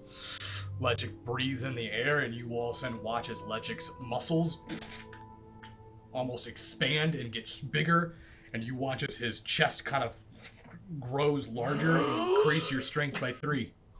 Holy shit. I'm so glad I didn't get body. Because it would have done You would have been nothing to superhuman. me. You would have been at 26. You would have been at 26 strength? You With probably, the wish belt. you would. With the You belt. would have been a walking fucking bicep. I'll tell you what. I'm glad you took body because it would have done nothing to me. Because of my amulet, it won't add on to it. It's a static 19. No, that would make it go over max. Would it? Yes. Yeah. No, I mean, my con I think is 12. So it would have been put into 15. Yeah, it would have done nothing. That's right. It So the would've done magical nothing. amulet. I'm so glad. But without the amulet, it would have been better than Yeah, it would have. 12. I would have been able to take it off and use something else. Wow. Smash. As you smash the jug, you feel that surge of energy go through you.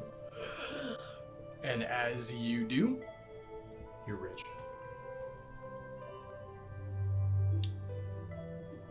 you feel this magical glimmer almost go over your body.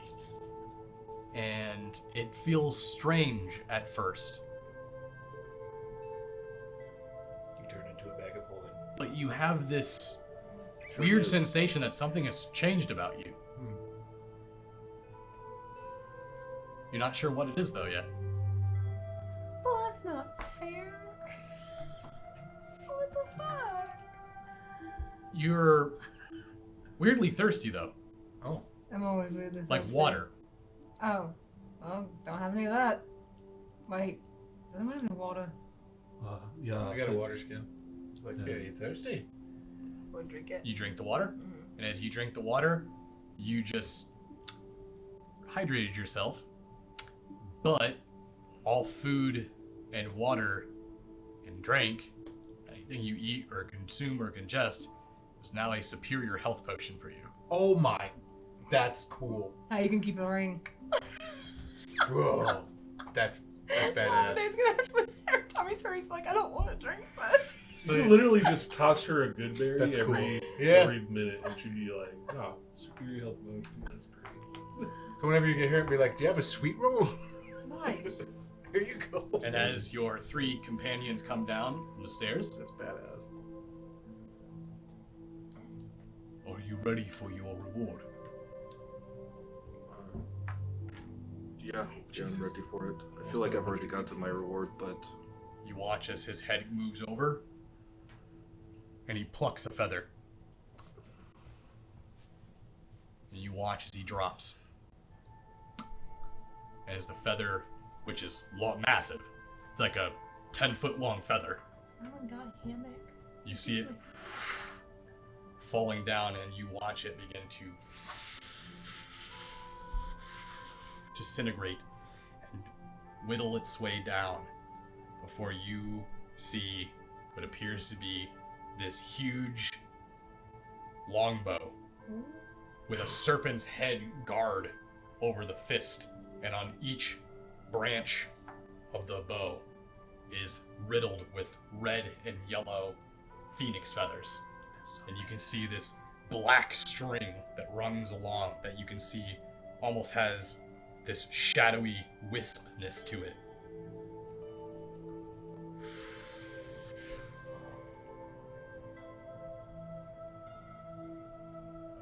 I'm going to go and pick it up. It doesn't even go to the ground, it comes right to you. Oh, then I'm going to just let it land in my hands. As soon as you grab it, you watch as Lavende's body sort of gets charged with this energy, and you feel this surge of energy. 3 attribute points to whichever stat you want. Hey! Okay. Holy shit. I'll pick that after. You guys also all went up 1 level. I'm gonna have to figure out what I want to put that in. What do you mean? I might use it for something. Oh, for your level. Gotcha. Oh, Lavender, you got a special little gift there. I'm going to be honest, Jez. What Quetzalcoatl just told me, I think it vastly outweighs what I just got. Oh, what did he tell you? I'm going to look back up at him. He told me that when I die, I'm going to become a primordial. Oh, what? What? I'm going to be a primordial when I die. Great. What does that mean? That means he's a vicious badass. What are you gonna become, though? Don't know yet. You know, I think we'll have plenty of time to talk on the way back. We're wasting time. I think Balthoon is on the way to where we need to be, so... it's hard it's gonna be table that one. Yeah. What the fuck? But yeah, okay. Well, I feel amazing. I don't know about all of you, but I think I could take on an whole army. Yeah, I feel like I'm ready to take on a whole fucking army, so... I feel like we don't have a choice on taking on an entire army. We don't. And here we are. Good thing we, got some rewards, though. Then let I return you to the mage. That'd be beautiful. You notice that he turns and you all fly back to the mage. And as you do, you notice that he lands and you all get off. As you get off, he turns and he looks. Farewell. Before we go, I just wanted to make a quick note. You should also probably be thanking the people of Kukultan as well, because they're the ones that sent us here to help. The people of Kukultan are my responsibility to protect. So then you probably already know of the outsiders that are trying to take the land. Okay, I don't need to tell you all that. Of course you know. Of course you know, alright. Farewell, for now. For now. Oh.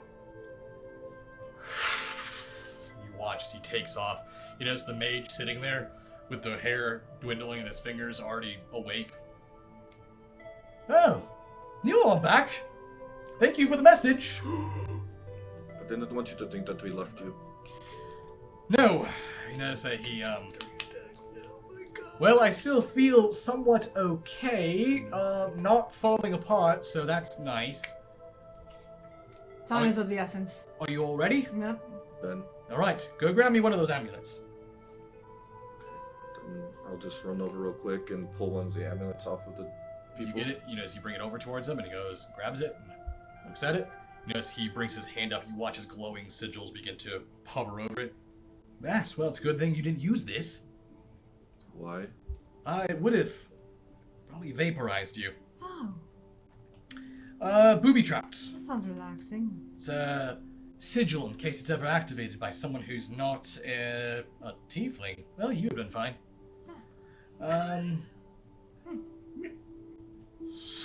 Okay, sigil gone. I will send you back to Kukultan.